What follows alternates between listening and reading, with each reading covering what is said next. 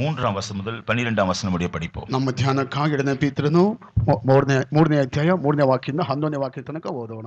முதலாவது நீங்கள் அறிய வேண்டியது என்னவெனில், கடைசி நாட்களில் பரியாசக்காரர் வந்து தங்கள் சுய இச்சைகளின்படியே நடந்து அவர் வருவார் என்று சொல்லுகிற வாக்குத்தத்தம் எங்கே? பிதாக்கள் நித்திரை அடைந்த பின்பு சகலமும் சிருஷ்டிப்பின் தோற்றம் முதல் இருந்த விதமாய் இருக்கிறதே என்று சொல்லுவார்கள். பூர்வ காலத்தில் தேவனுடைய வார்த்தையினாலே வானங்களும் ஜலத்தினின்று தோன்றி ஜலத்தினாலே நிலை கொண்டிருக்கிற பூமியும் உண்டாயினவென்பதையும், அப்பொழுது இருந்த உலகம் ஜலப்பிரளயத்தினாலே அழிந்ததென்பதையும் மனதாக அறியாமல் இருக்கிறார்கள். இப்பொழுது இருக்கிற வானங்களும் பூமியும் அந்த வார்த்தையினாலேயே அக்கினிக்கரையாக வைக்கப்பட்டு தேவ பக்தி இல்லாதவர்கள் நியாய தீர்க்கப்பட்டு அழிந்து போகும் நாள் வரைக்கும் காக்கப்பட்டு இருக்கிறது. பிரியமானவர்களே, கர்த்தருக்கு ஒரு நாள் 1000 வருஷம் போலவும் 1000 வருஷம் ஒரு நாள் போலவும் இருக்கிறது என்கிற இந்த ஒரு காரியத்தை நீங்கள் அறியாதிருக்க வேண்டாம். தாமதிக்கிறார் என்று சிலர் எண்ணுகிறபடி கர்த்தர் தமது வாக்குத்தத்தத்தை குறித்து தாமதமாயிராமல் ஒருவரும் கெட்டு போகாமல் எல்லாரும் மனம் திரும்ப வேண்டும் என்று விரும்பி நம்மில் நீடி பொறுமையுள்ளவராய் இருக்கிறார். கர்த்தருடைய நாள் இரவிலே திருடன் வருகிற விதமாய் வரும். அப்பொழுது வானங்கள் மடவடவென்று அகன்று போம், பூதங்கள் வெந்து உருகி போம், பூமியும் அதிலுள்ள கிரியைகளும் எரிந்து அழிந்து போம். இப்படி இவைகளெல்லாம் அழிந்து போகிறபடியால் நீங்கள் எப்படிப்பட்ட பரிசுத்த நடக்கையும் தேவ பக்தி உள்ளவர்களாயிருக்க வேண்டும். தேவனுடைய நாள் சீக்கிரமாய் வரும்படிக்கு மிகுந்த ஆவலோடு காத்திருங்கள். அந்த நாளில் வானங்கள் வெந்து அழிந்து பூதங்கள் எரிந்து உருகி போம். அவருடைய வாக்குத்தத்தின்படியே நீதி வாசமாயிருக்கும் புதிய வானங்களும் புதிய பூமியும் உண்டாகும் என்று ಕಾತಿರುக்கிறோம். ಕಡೇ ದಿವಸಗಳಲ್ಲಿ ತಮ್ಮ ದುರಾಶೆಗಳ ಪ್ರಕಾರ ನಡೆಯುವ ಕುಚೋದ್ಯಕಾರರು ಬಂದು ಕುಚೋದ್ಯ ಮಾಡುತ್ತಾ ಆತನ ಪ್ರತ್ಯಕ್ಷತೆಯ ವಿಷಯವಾದ ವಾಗ್ದಾನವು ಏನಾಯಿತು, ನಮ್ಮ ಪಿತೃಗಳು ನಿದ್ರೆ ಹೊಂದಿದ ದಿನ ಮೊದಲುಗೊಂಡು ಸಮಸ್ತವು ಲೋಕಾಂತ್ಯದಿಂದ ಹಾಗೆ ಇರುತ್ತದಲ್ಲ ಎಂದು ಹೇಳುವವರೆಂಬುದಾಗಿ ನೀವು ಮೊದಲು ತಿಳುಕೊಳ್ಳಬೇಕು. ಹೀಗೆ ಮಾತಾಡುವವರು ಒಂದು ಸಂಗತಿಯನ್ನು ತಿಳಿದರೂ ಬೇಕೆಂದು ಮರೆತು ಬಿಡುತ್ತಾರೆ. ಅದೇನೆಂದರೆ, ಪೂರ್ವಕಾಲದಲ್ಲಿದ್ದ ಭೂಮ್ಯಾಕಾಶಗಳು ದೇವರ ವಾಕ್ಯದ ಮೂಲಕ ನೀರಿನಿಂದ ಉಂಟಾಗಿ ನೀರಿನಿಂದ ಆಧಾರಗೊಂಡಿರುವಲ್ಲಿ ಆ ನೀರುಗಳಿಂದಲೇ ಆ ಕಾಲದಲ್ಲಿದ್ದ ಲೋಕವು ಜಲಪ್ರಳಯದಲ್ಲಿ ನಾಶವಾಯಿತು. ಆದರೆ ಈಗಿರುವ ಭೂಮ್ಯಾಕಾಶಗಳು ಅದೇ ವಾಕ್ಯದ ಬಲದಿಂದ ಬೆಂಕಿಯ ಮೂಲಕ ನಾಶವಾಗುವುದಕ್ಕೆ ಇಡಲ್ಪಟ್ಟಿವೆ. ಮತ್ತು ಭಕ್ತಿಹೀನರ ಶಿಕ್ಷಾವಧಿಯು ನಾಶವೂ ಉಂಟಾಗುವ ದಿನಕ್ಕಾಗಿ ಆ ಬೆಂಕಿ ಸಿದ್ಧವಾಗಿವೆ. ಪ್ರಿಯರೇ, ಕರ್ತನ ಎಣಿಕೆಯಲ್ಲಿ ಒಂದು ದಿನವು 1000 ವರ್ಷಗಳಂತೆಯೂ 1000 ವರ್ಷಗಳು ಒಂದು ದಿನದಂತೆಯೂ ಅವೇ ಎಂಬುದನ್ನು ಮಾತ್ರ ಮರೆಯಬೇಡಿರಿ. ಕರ್ತನು ತನ್ನ ವಾಗ್ದಾನವನ್ನು ನೆರವೇರಿಸುವುದಕ್ಕೆ ತಡ ಮಾಡುತ್ತಾನೆಂಬುದಾಗಿ ಕೆಲವರು ಅರ್ಥ ಮಾಡಿಕೊಳ್ಳುವ ಪ್ರಕಾರ ಆತನು ತಡ ಮಾಡುವವನಲ್ಲ. ಯಾವನಾದರೂ ನಾಶವಾಗುವುದರಲ್ಲಿ ಆತನು ಇಷ್ಟಪಡದೆ ಎಲ್ಲರೂ ತನ್ನ ಕಡೆಗೆ ತಿರುಗಿಕೊಳ್ಳಬೇಕೆಂದು ಅಪೇಕ್ಷಿಸುವವನಾಗಿದ್ದು ನಿಮ್ಮ ವಿಷಯದಲ್ಲಿ ದೀರ್ಘಶಾಂತಿಯುಳ್ಳವನಾಗಿದ್ದಾನೆ. ಆದರೂ ಕರ್ತನ ದಿನವು ಕಳ್ಳನು ಬರುವಂತೆ ಬರುತ್ತದೆ. ಆ ದಿನದಲ್ಲಿ ಆಕಾಶ ಮಂಡಲವು ಮಹಾಘೋಷದಿಂದ ಇಲ್ಲದೆ ಹೋಗುವುದು, ಸೂರ್ಯ ಚಂದ್ರ ನಕ್ಷತ್ರಗಳು ಉರಿದು ಲಯವಾಗಿ ಹೋಗುವವು, ಭೂಮಿಯು ಅದರಲ್ಲಿರುವ ಕೆಲಸಗಳು ಸುಟ್ಟು ಹೋಗುವವು. ಇವೆಲ್ಲವುಗಳು ಹೀಗೆ ಲಯವಾಗಿ ಹೋಗುವುದರಿಂದ ನೀವು ದೇವರ ದಿನದ ಪ್ರತ್ಯಕ್ಷತೆಯನ್ನು ಎದುರು ನೋಡುತ್ತಾ ಹಾರೈಸುತ್ತಾ ಎಷ್ಟೋ ಪರಿಶುದ್ಧವಾದ ನಡವಳಿಕೆಯೂ ಭಕ್ತಿಯೂ ಉಳ್ಳವರಾಗಿರಬೇಕಲ್ಲ. ಆ ದಿನದಲ್ಲಿ ಆಕಾಶ ಮಂಡಲವು ಬೆಂಕಿ ಹತ್ತಿ ಲಯವಾಗಿ ಹೋಗುವುದು, ಸೂರ್ಯ ಚಂದ್ರ ನಕ್ಷತ್ರಗಳು ಉರಿದು ಕರಗಿ ಹೋಗುವು. Knowing this first, that there shall come in the last days scoffers. Praise the Lord. ಕರ್ತನಿಗೆ ಸ್ತೋತ್ರ. The coming of the Lord is one of the event that will be changing the whole setup of the whole world. கர்த்தருடைய வருகை என்பது முழு உலகத்தினுடைய அமைப்பையும் முற்றிலுமாய் மாற்றக்கூடிய ஒரு சம்பவமாக இருக்கிறது. ಕರ್ತನ ಬಣವಾದ ಇಡೀ ಲೋಕದ ರೂಪವನ್ನೇ ಮಾರ್ಪಡಿಸುವಂತ ಒಂದು ಸಂಭವನೆಯಾಗಿ ಕಾಣಬರುತ್ತದೆ. There are doctrines that affect your own personal lives. உங்களுடைய தனிப்பட்ட ஜீவியத்தை பாதிக்கக்கூடியதான சில உபதேசங்கள் உண்டு. ನಿಮ್ಮ ವ್ಯಕ್ತಿಗತವಾದಂತ ಜೀವಿತಕ್ಕಾಗಿ ಕೆಲವು ಉಪದೇಶಗಳು ಉಂಟು. But this doctrine of the coming of the Lord is a thing that is not only changing your life, it will change the whole pattern of the whole world. ஆனால் கர்த்தருடைய வருகையை பற்றிய உபதேசமோ உங்களுடைய தனிப்பட்ட ஜீவியத்தை மாற்றுவது மாத்திரமல்ல, முழு உலகத்தின் அமைப்பையுமே மாற்றக்கூடியதாக இருக்கிறது. ಕರ್ತನ ಬಣ ಉಪದೇಶವಾದ ನಿಮ್ಮ ವ್ಯಕ್ತಿಪರವಾದ ಜೀವಿತವನ್ನು ಮಾತ್ರ ಬದಲಾಯಿಸುವುದಲ್ಲ, ಇಡೀ ಲೋಕದ ರೂಪವನ್ನೇ ಬದಲಾಯಿಸುವಂತ ಒಂದು ಅಂಶವಾಗಿ ಕಾಣப்படுತ್ತದೆ. Here now in the passage that we read now, நாம் இப்பொழுது படித்த இந்த வேத பகுதியில் ಈಗ ನಾವು ಓದಂತ ದೇವರ ವಾಕ್ಯದ ಭಾಗಗಳು, the question is, we are hearing the message of the coming of the Lord. Why he is not coming? Where is the promise of his coming? அங்கே கேட்கப்படுகிற கேள்வி என்னவென்றால், கர்த்தருடைய வருகையை பற்றிய செய்தியை நாங்கள் கேட்டுக்கொண்டே இருக்கிறோம். ஆனால் கர்த்தர் இன்னும் வரவில்லையே. கர்த்தருடைய வருகையை பற்றி எப்பொழுது அவர் வருவார்? ಈಗ ನಾವು ಕೇಳುವಂತ ಪ್ರಶ್ನೆ ಯಾವುದು? ದೇವರ ವಾಕ್ಯಗಳನ್ನು ಕೊಡ್ತಾ ಕರ್ತನ ಬರನ್ನು ಕೊಡ್ತಾ ಅನ್ನೋ ವಿಷಯವನ್ನು ಕೇಳುತ್ತಾ ಇದ್ದೇವಲ್ಲ, ವಾಕ್ಯದ ಮೂಲಕವಾಗಿ ಆತನು ಯಾವಾಗ ಬರುತ್ತಾನೆ ಎಂಬ ಪ್ರಶ್ನೆಯಾಗಿದೆ. Year after year, month after month, week after week, we are hearing that the Lord is coming, the Lord is coming. அநேக வருஷங்களாக, மாதங்களாக, அநேக வாரங்களாக கர்த்தர் வருகிறார் என்ற செய்தியை கேட்டுக்கொண்டே இருக்கிறோம். ಅನೇಕ ವರ್ಷಗಳಿಂದ, ಅನೇಕ ತಿಂಗಳಿಂದ, ಅನೇಕ ವಾರಗಳಿಂದ ಕರ್ತನ ಬರುತ್ತಾರೆ ಎಂಬಂತ ಉಪದೇಶವನ್ನು ಕೇಳುತ್ತಾ ಇದ್ದೇವೆ. Why he is not coming? Where is the promise of his coming? அவர் ஏன் இன்னும் வரவில்லை? அவர் வருவார் என்கிற வாக்குத்தத்தம் எங்கே? ಆತ ಏಕೆ ಇನ್ನೂ ಬರಲಿಲ್ಲ? ಆತನು ಬರುತ್ತಾನೆ ಎಂಬಂತ ವಾಗ್ದಾನವು ಎಲ್ಲಿ? That question is almost, it was in the minds of the earlier people, and the same question is in our minds also. முந்தின நாட்களில் முற்காலங்களில் ஜீவித்த ஜனங்களுடைய மனதில் இப்படிப்பட்ட ஒரு கேள்வி இருந்தது. இப்பொழுது ஜீவிக்கிற நம்முடைய மனதில் இந்த கேள்வி இருக்கிறது. ಹಿಂದಿನ ಕಾಲದಲ್ಲಿ ಜೀವಿಸಿದಂತ ಜನರ ಮಧ್ಯದಲ್ಲಿ ಸಹ ಇಂಥ ಪ್ರಶ್ನೆ ಕಾಣಲ್ಪಟ್ಟಿತ್ತು. ಈಗ ಜೀವಿಸುವಂತ ನಮ್ಮ ಮಧ್ಯದಲ್ಲಿ ಸಹ ಇದೇ ಪ್ರಶ್ನೆ ಅದು ಉದ್ಭವಿಸುತ್ತಿದೆ. Remember one thing, God is in eternity. ஒரு காரியத்தை நீங்கள் விளங்கிக் கொள்ளுங்கள், தேவன் நித்தியத்தில் இருக்கிறார். ಒಂದು ಕಾರ್ಯವನ್ನು ಮನಸ್ಸಲ್ಲಿ ಇಟ್ಟುಕೊಳ್ಳಿದರೆ ದೇವರು ನಿತ್ಯನಾಗಿದ್ದಾನೆ. Every move that he makes is only towards eternity. He cannot make anything temporary. அவருடைய ஒவ்வொரு அசைவுகளும் நம்மை நித்தியத்துக்கு ஏதுவாகவே நித்தியமான ஒரு அனுபவத்துக்கு ஏதுவாகவே வழி நடத்துமே ஒழிய தற்காலிகமான ஒரு ಅನುಭವத்திற்காக நம்மை நடத்தாது. ಆತ ಒಂದೊಂದು ಕಾರ್ಯ ಸಹ ನಿತ್ಯವಂತ ಕಾರ್ಯಗಳಿಗಾಗಿ ನಮ್ಮನ್ನು ಮುನ್ನಡೆಸುತ್ತಿವೆ, ಒಂದು ತಾತ್ಕಾಲಿಕವಾದ ಕಾರ್ಯಕ್ಕಾಗಿ ಅಲ್ಲ. We may think it's one day, but in his sight it may be 1,000 years. நாம் ஒருவேளை ஒரு நாள் நினைக்கலாம், ஆனால் அந்த ஒரு நாள் அவருடைய பார்வையில் 1000 ವರ್ಷங்களா இருக்கிறது. ನಾವು ಒಂದು ದಿನ ನಮ್ಮನ್ನು ಅನಿಸಬಹುದು, ಆದರೆ ಆತ ದೃಷ್ಟಿಯಲ್ಲಿ ಒಂದು ದಿನವಾದ 1000 ವರ್ಷಗಳಾಗಿ ಕಂಡುಬಿಡುತ್ತವೆ. On the other hand, we may think it's 1,000 years, but in his sight it may be one day. இன்னொரு பக்கத்தில் 1000 ವರ್ಷங்களை நாம் நினைக்கிற அதே காரியம் அவருடைய பார்வையில் ஒரு நாளாக இருக்கிறது. ಇನ್ನೊಂದು ಪಕ್ಕದಲ್ಲಿ 1000 ವರ್ಷಗಳನ್ನು ನೆನೆಸುವಂತ ಅದೇ ಕಾರ್ಯವಾದ ಆತ ದೃಷ್ಟಿಯಲ್ಲಿ ಒಂದು ದಿನಕ್ಕೆ ಸಮಾನವಾಗಿದೆ. As human beings, we always want everything to be done quickly. நாம் மனுஷ வர்க்கமாகிய நாம் எல்லா காரியங்களையும் சீக்கிரமாக செய்ய வேண்டும் என்று நினைக்கிறோம்.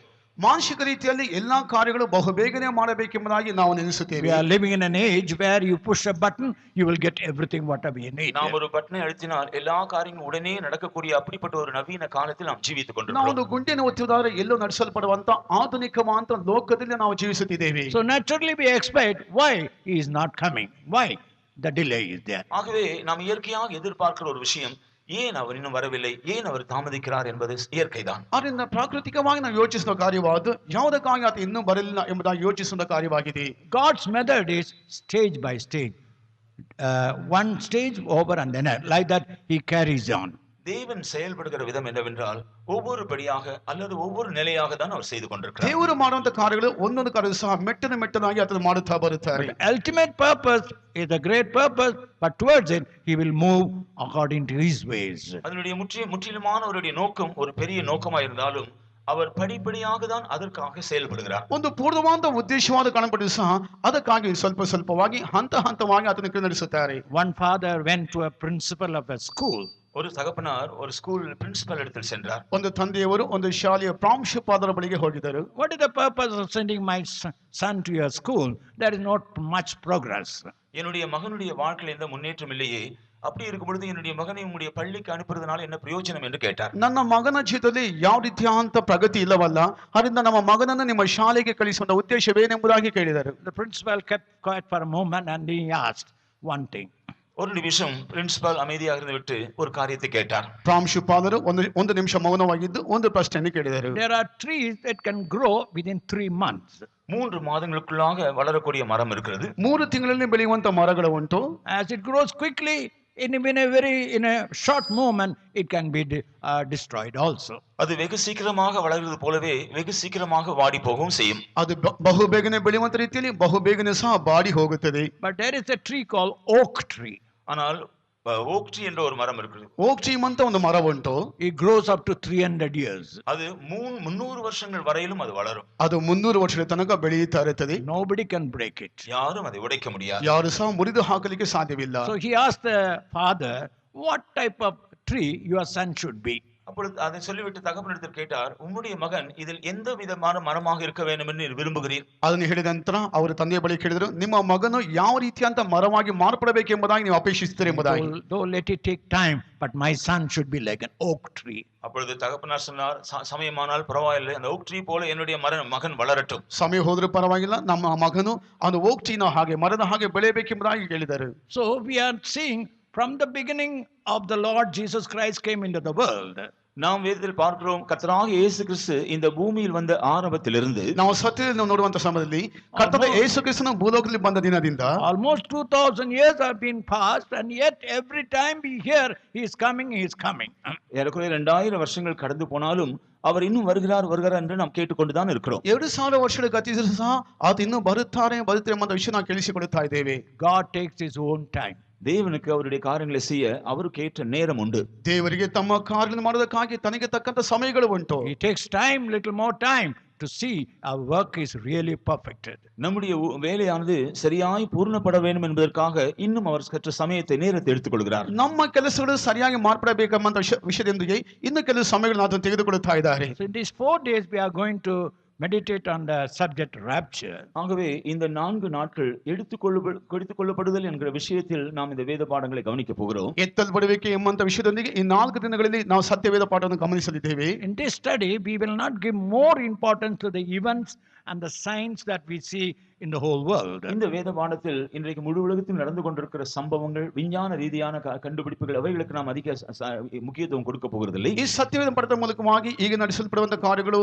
ಅಥವಾ ಈ ವಿಜ್ಞಾನಗಳ ಮೂಲಕವಾಗಿ ನಾವು ಅನೇಕ ವಿಷಯಗಳನ್ನು ನಾವು ಗಮನಿಸಲಿಕ್ಕೆ ಹೋಗೋದಿಲ್ಲ. Of course we will refer those things. சில காரியங்களை நாம் அவைகளை கவனிப்போம். ಕೆಲವು ಕಾರಣ ಸಹ ನಾವು ಅದರಲ್ಲಿ ಗಮನಿಸುತ್ತೇವೆ. But the importance is how you can be ready if the Lord is coming soon. ஆனால் முக்கியமான விஷயம் என்னவென்றால், வெகு சீக்கிரமாய் வருகிற கர்த்தரை சந்திக்க எப்படி நீங்கள் ஆயத்தப்படலாம் என்பதுதான். ಪ್ರಾಮುಖ್ಯವಾದ ವಿಷಯ ಎಂಬುದಾಗಿ ಹೇಳಿದರೆ ಕರ್ತನ ಬರಕ್ಕಾಗಿ ಯಾವ ರೀತಿಯಾಗಿ ನೀವು ಸಿದ್ಧರಾಗಬೇಕೆಂಬ ಅಂಶವಾಗಿದೆ. We will give you proof from different angles, but the point is how you can be ready to meet the Lord. பல கோணங்களில் இதை உறுதி செய்யக்கூடிய சாட்சிகளை நாங்கள் கொடுப்போம். ஆனால் முக்கியமான குறிக்கோள் என்னவென்றால், கர்த்தருடைய வருகைக்காக நாம் எப்படி ஆயத்தப்படுவது. ಅನೇಕ ದೃಷ್ಟಿಕೋನಗಳ ಮೂಲಕವಾಗಿ ಕೆಲವು ಪುರಾವೆಗಳನ್ನು ಕೊಡುತ್ತೇವೆ. ಆದರೆ ಮುಖ್ಯವಾದ ಅಂಶವಾದ ಕರ್ತನ ಬರಕ್ಕಾಗಿ ಯಾವ ರೀತಿಯಾಗಿ ನಾವು ಸಿದ್ಧರಾಗಬೇಕೆಂಬುದಾಗಿ. In Acts 17 chapter verse 21 we read. அப்போஸ்தலர் நடவடிக்கைகள் 17ஆம் அதிகாரம் 21ஆம் வசனத்தை நாம் படிக்கிறோம். ಅಪೊಸ್ತಲ ಕೃತ್ಯಗಳು 17ನೇ ಅಧ್ಯಾಯ 21ನೇ ವಾಕ್ಯದಲ್ಲಿ ಓದುವಾಗ, Athenians, yes, read it. அந்த அத்தனை பட்டணத்தார் எல்லாரும் அங்கே தங்குகிற அந்நியரும் நவமான காரியங்களை சொல்லுகிறதிலும் கேட்கிறதிலும் ஒழிய வேறொன்றிலும் பொழுது போக்குகிறதில்லை.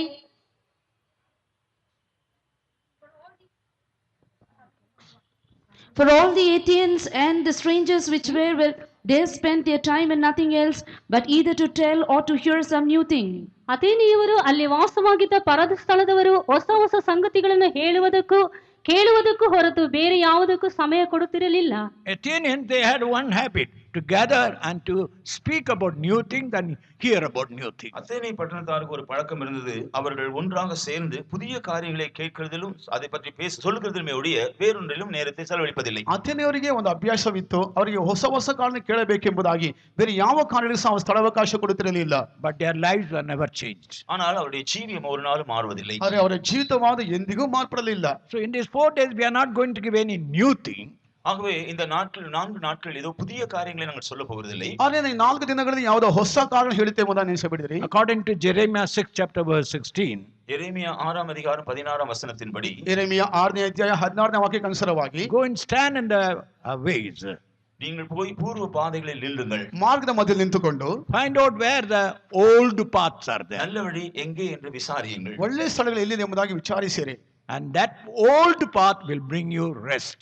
அந்த பூர்வ பாதைகள் தான் உங்களுக்கு இளைப்பாறுதலை கொண்டு வரும். ಆ ಪುರಾತನ ಮಾರ್ಗಗಳು ನಿಮಗೆ ವಿಶ್ರಾಂತಿಯನ್ನು ಕೊಡುತ್ತವೆ. So in these days we will try to bring you to the old path, how you can really find rest and be ready for the coming of the Lord. நீங்கள் உண்மையான இளைப்பாறுதலை கண்டடைந்து எவ்விதமாக கர்த்தருடைய வருகைக்காக ஆயத்தப்படலாம் என்பதற்காக இந்த நாட்டில் இந்த பூர்வ பாதைகளை நாங்கள் உங்களுக்கு நினைப்பூட்ட ನೀವು விரும்புகிறோம். ನಿಜವಾದ ವಿಶ್ರಾಂತಿಗೆ ಬಂದು ಯಾವ ರೀತಿಯಾದ ಕರ್ತನ ಮಾಡಕ್ಕೆ ಸಿದ್ಧರಾಗಬೇಕೆಂಬ ವಿಷಯವನ್ನು ಕುರಿತು ತಿಳಿಯುವುದಕ್ಕಾಗಿ ಪುರಾತನ ಮಾರ್ಗಗಳನ್ನು ನಾವು ನಿಮಗೆ ತಿಳಿಸುತ್ತೇವೆ. The time is very short. நேரம் மிகவும் குறுகி இருக்கிறது. ಸಮಯವಾದ ತುಂಬಾ ಸಂಕ್ಷಿಪ್ತವಾಗಿದೆ. We cannot bring all the points relevant to the coming of the Lord. ஆகவே கர்த்தருடைய வருகையோடு சம்பந்தப்பட்ட எல்லா விஷயங்களையும் நாங்கள் உங்களுக்கு சொல்ல சமயம் இல்லை. ಕರ್ತನ ಬರಕ್ಕೆ ಸಂಬಂಧಪಟ್ಟಂತ ಎಲ್ಲಾ ವಿಷಯ ಹೇಳಲಿಕ್ಕೆ ನಮಗೆ ಸಮಯವಿಲ್ಲ. For example, if you want to prophesy regarding prophecy, உதாரணமாக தீர்க்க தரிசனங்களை குறித்து நாம் சிந்திப்போம் என்றால், ಉದಾಹರಣೆಗೆ ಪ್ರವಾದಿಯನ್ನು ಕುರಿತಾಗಿ ನಾವು ಚಿಂತಿಸುವುದಾದರೆ you take the chapter 11 in book of Daniel. தானியேல் 11ஆம் அதிகாரத்தில் நாம் பார்த்தால், ದಾನಿಯೇಲ ಪುಸ್ತಕ 11ನೇ ಅಧ್ಯಾಯವನ್ನು ನೋಡುವುದಾದರೆ It's more than 135 prophecies are there in that one chapter. அந்த ஒரே ஒரு அதிகாரத்தில் ஏறக்குறைய 135 தீர்க்க தரிசனங்கள் அடங்கியுள்ளன. ಒಂದೇ ಅಧ್ಯಾಯದಲ್ಲಿ ಸುಮಾರು 135 ಪ್ರವಾದಿಗಳು ಅಡಕವಾಗಿವೆ. If I go to explain everything and how it was fulfilled, we will never be able to finish our subject. அந்த தீர்க்க தரிசனங்கள் எல்லாம் எப்படி நிறைவேற போகிறது என்கிறதை விளக்க நான் போவேன் என்றால் நம்முடைய குறிப்பிட்ட விஷயத்தை நாம் சொல்லி முடிக்க முடியாது. ಆ ಪ್ರವಾದಿಗಳು ಯಾವ ರೀತಿಯಾಗಿ ನೆರವೇರಿಸಲ್ಪಡುತ್ತೆ ಎಂಬುದಾಗಿ ನಾನು ಹೇಳಲಿಕ್ಕೆ ಹೋಗುತ್ತಾರೆ ನಾನು ಹೇಳಬೇಕಾದ ವಿಷಯಗಳು ನಿಮಗೆ ಹೇಳಲಿಕ್ಕೆ ಸಾಧ್ಯವಾಗುವುದಿಲ್ಲ. So in these 4 days we will divide the whole subject in a different angle.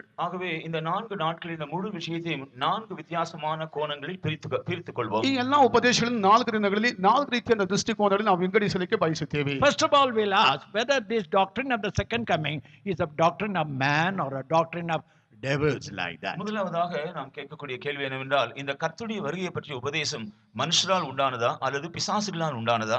ಮೊಟ್ಟ ಮೊದಲು ನಾವು ಈ ವಾಕ್ಯದ ಮೂಲಕವಾಗಿ ಹೇಳಬೇಕನ್ನೋ ಪ್ರಶ್ನೆ ಯಾವುದು?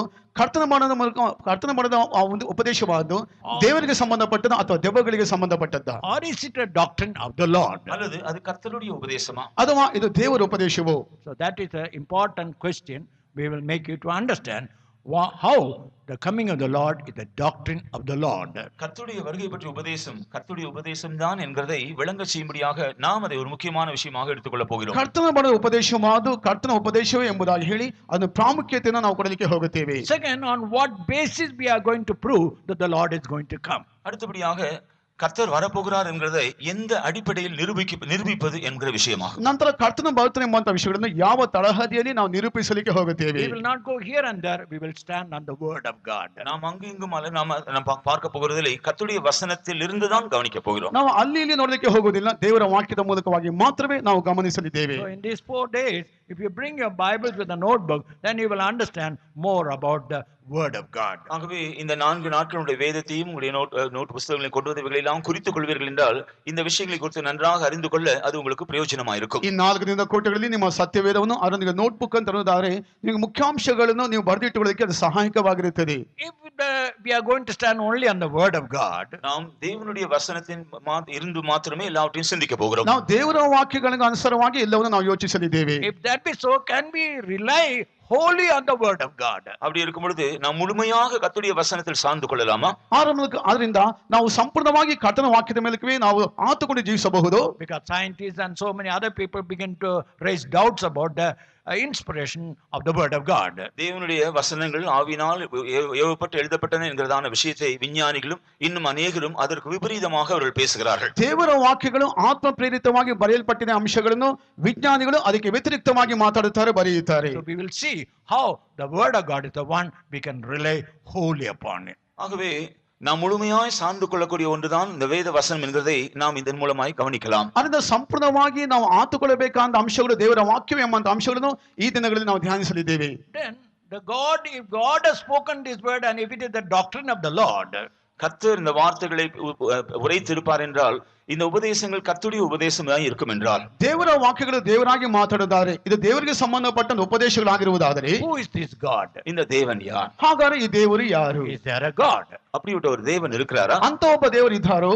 What is the character of this God? அந்த தேவனுடைய குணாதிசயங்கள் என்ன? ಆ ದೇವರ ಸ್ವಭಾವಗಳೇನು? Who is this Jesus Christ? இந்த இயேசு கிறிஸ்து என்பவர் யார்? ಈ ಯೇಸು ಕ್ರಿಸ್ತನು ಯಾರು? Was he a myth or a story or a real person or one person who lived here and died and remained as dead person? அவர் ஒரு கட்டுக்கதையா, உண்டாக்கப்பட்ட கதையா, ஒரு உண்மையாய் இந்த உலகத்தில் வந்து ஜீவித்தாரா அல்லது வந்து ஜீவித்து மரித்து போன ஒருவரா? ಅದು ಕಟ್ಟುಕಥೆಯೋ ಅಥವಾ ನಾವೇ ರೂಪಿಸಿದ ಕಥೆಯಾಗಿದೆಯೋ, ನಿಜವಾಗಿ ಅದನ್ನು ಬಂದು ಸತ್ತು ಎದ್ದು ಹೋಗಿದಾರೋ?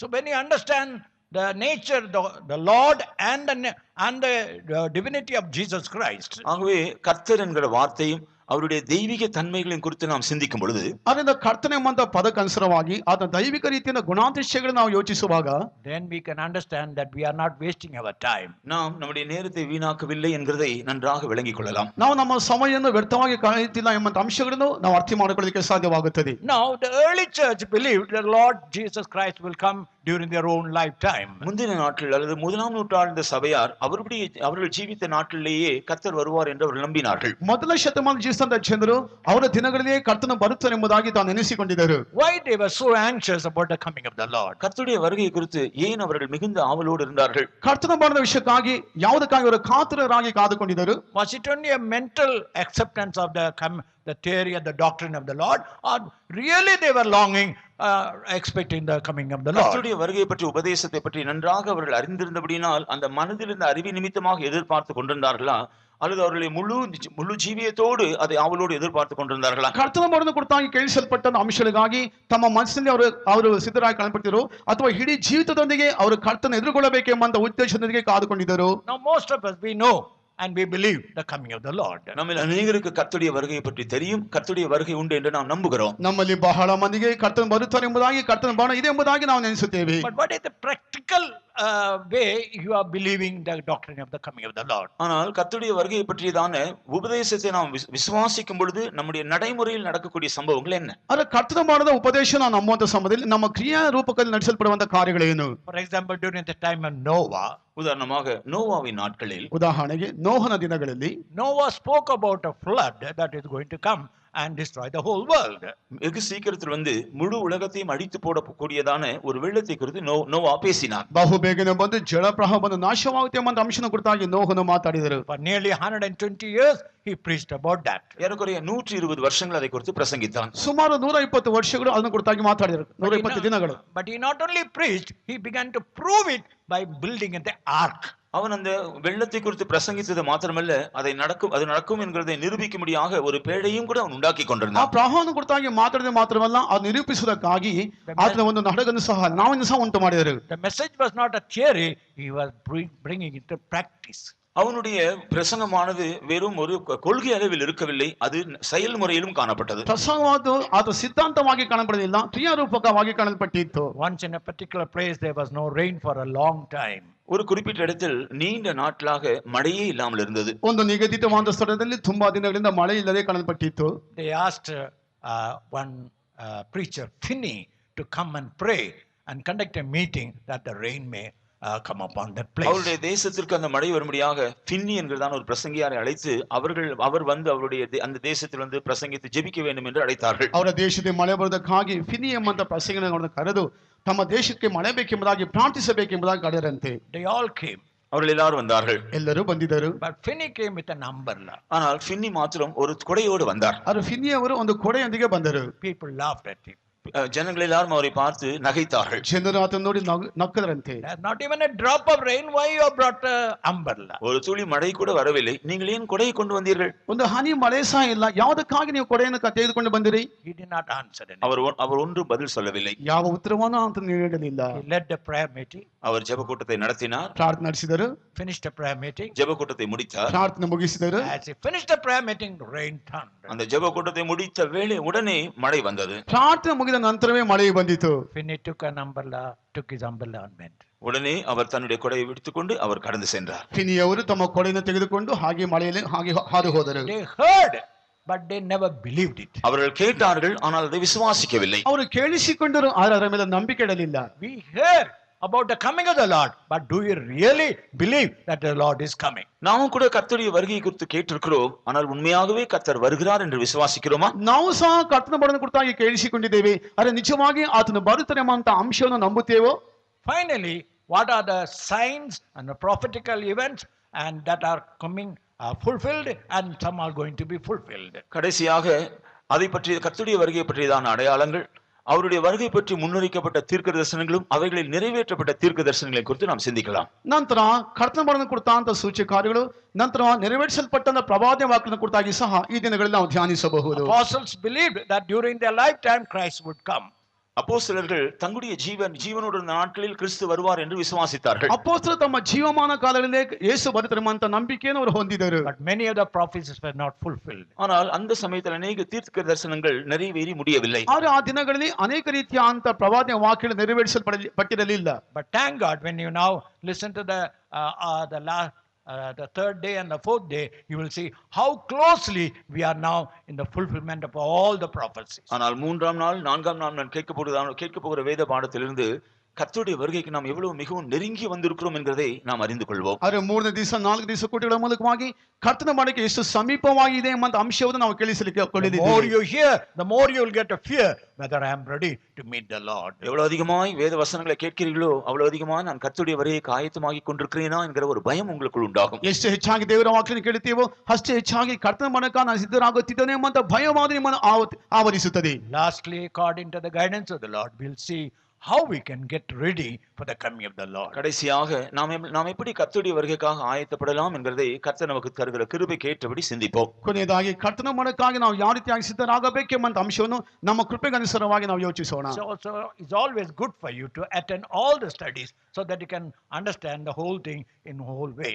ஆகவே இந்த முழு வேத பாடத்தின் முழு அம்சங்களை நன்றாக நீங்கள் அறிந்து கொள்ள வேண்டும் என்றால் கூடுமானவரையில் எல்லா நாட்களிலும் இந்த வேத பாடத்தில் வந்து பங்கெடுப்பது உங்களுக்கு பிரயோஜனமாயிருக்கும். ಇಡೀ ಅಂಶಗಳನ್ನು ಎಲ್ಲಾ ರೀತಿಯಲ್ಲಿ ಅರ್ಥ ಮಾಡಿಕೊಳ್ಳಬೇಕೆಂಬುದಾಗಿ ನೀವು ತಿಳಿಯುವುದಾರೆ ಎಲ್ಲಾ ಕೂಟಗಳಿಗೆ ಬಂದು ಆಗಮಿಸಿದರೆ ನಿಮಗೆ ಚೆನ್ನಾಗಿ ಕಾಣಬಿಡುತ್ತದೆ. Tonight first we will meditate whether the coming of the Lord is the doctrine of men or doctrine of the devil or the doctrine of the Lord. இன்றைக்கு நாம் சிந்திக்க போகிற விஷயம் கர்த்தருடைய வருகை பற்றியதான உபதேசம் மனுஷருடைய உபதேசமா பிசாசுகளின் உபதேசமா அல்லது கர்த்தருடைய ಉಪದೇಶமா? ಈ ಮೊದಲ ದಿನಗಳಲ್ಲಿ ನಾವು ಧ್ಯಾನಿಸಬೇಕಾದ ಅಂಶಗಳಾದದ್ದು ಕರ್ತನ ಮನಕ್ಕೆ ಸಂಬಂಧಪಟ್ಟಂತ ಕಾರ್ಯವಾದ ಮನುಷ್ಯನ ಉಪದೇಶವೋ ದೆವ್ವಗಳ ಉಪದೇಶವೋ ಅಥವಾ ಕರ್ತನ ಉಪದೇಶವೋ ಎಂಬಂತ ಭಾಗವನ್ನು ಕೊಡ್ತಾಗಿ. In 1 Timothy 4 chapter verse 2 Paul says, 1 தீமோத்தேயு 4ஆம் அதிகாரம் 2ஆம் வசனத்தில் அப்போஸ்தலனாகிய பவுல் சொல்கிறார், 1 ತಿಮೋಥೆಯ 4ನೇ ಅಧ್ಯಾಯ 1ನೇ ವಾಕ್ಯದಲ್ಲಿ ಅಪೊಸ್ತಲ ಪೌಲ ಹೇಳುವಾಗ there are doctrines of devils also. பிசாசுகளின் உபதேசம் என்ற உபதேசங்கள் உண்டு. ದೆವ್ವಗಳ ಉಪದೇಶವು ಸಹ ಕಾಣப்படுತ್ತದೆ. How do we know a doctrine is the doctrine of the devil? ஒரு உபதேசம் பிசாசினுடைய உபதேசம் என்கிறதை நாம் எப்படி அறிந்து கொள்வது?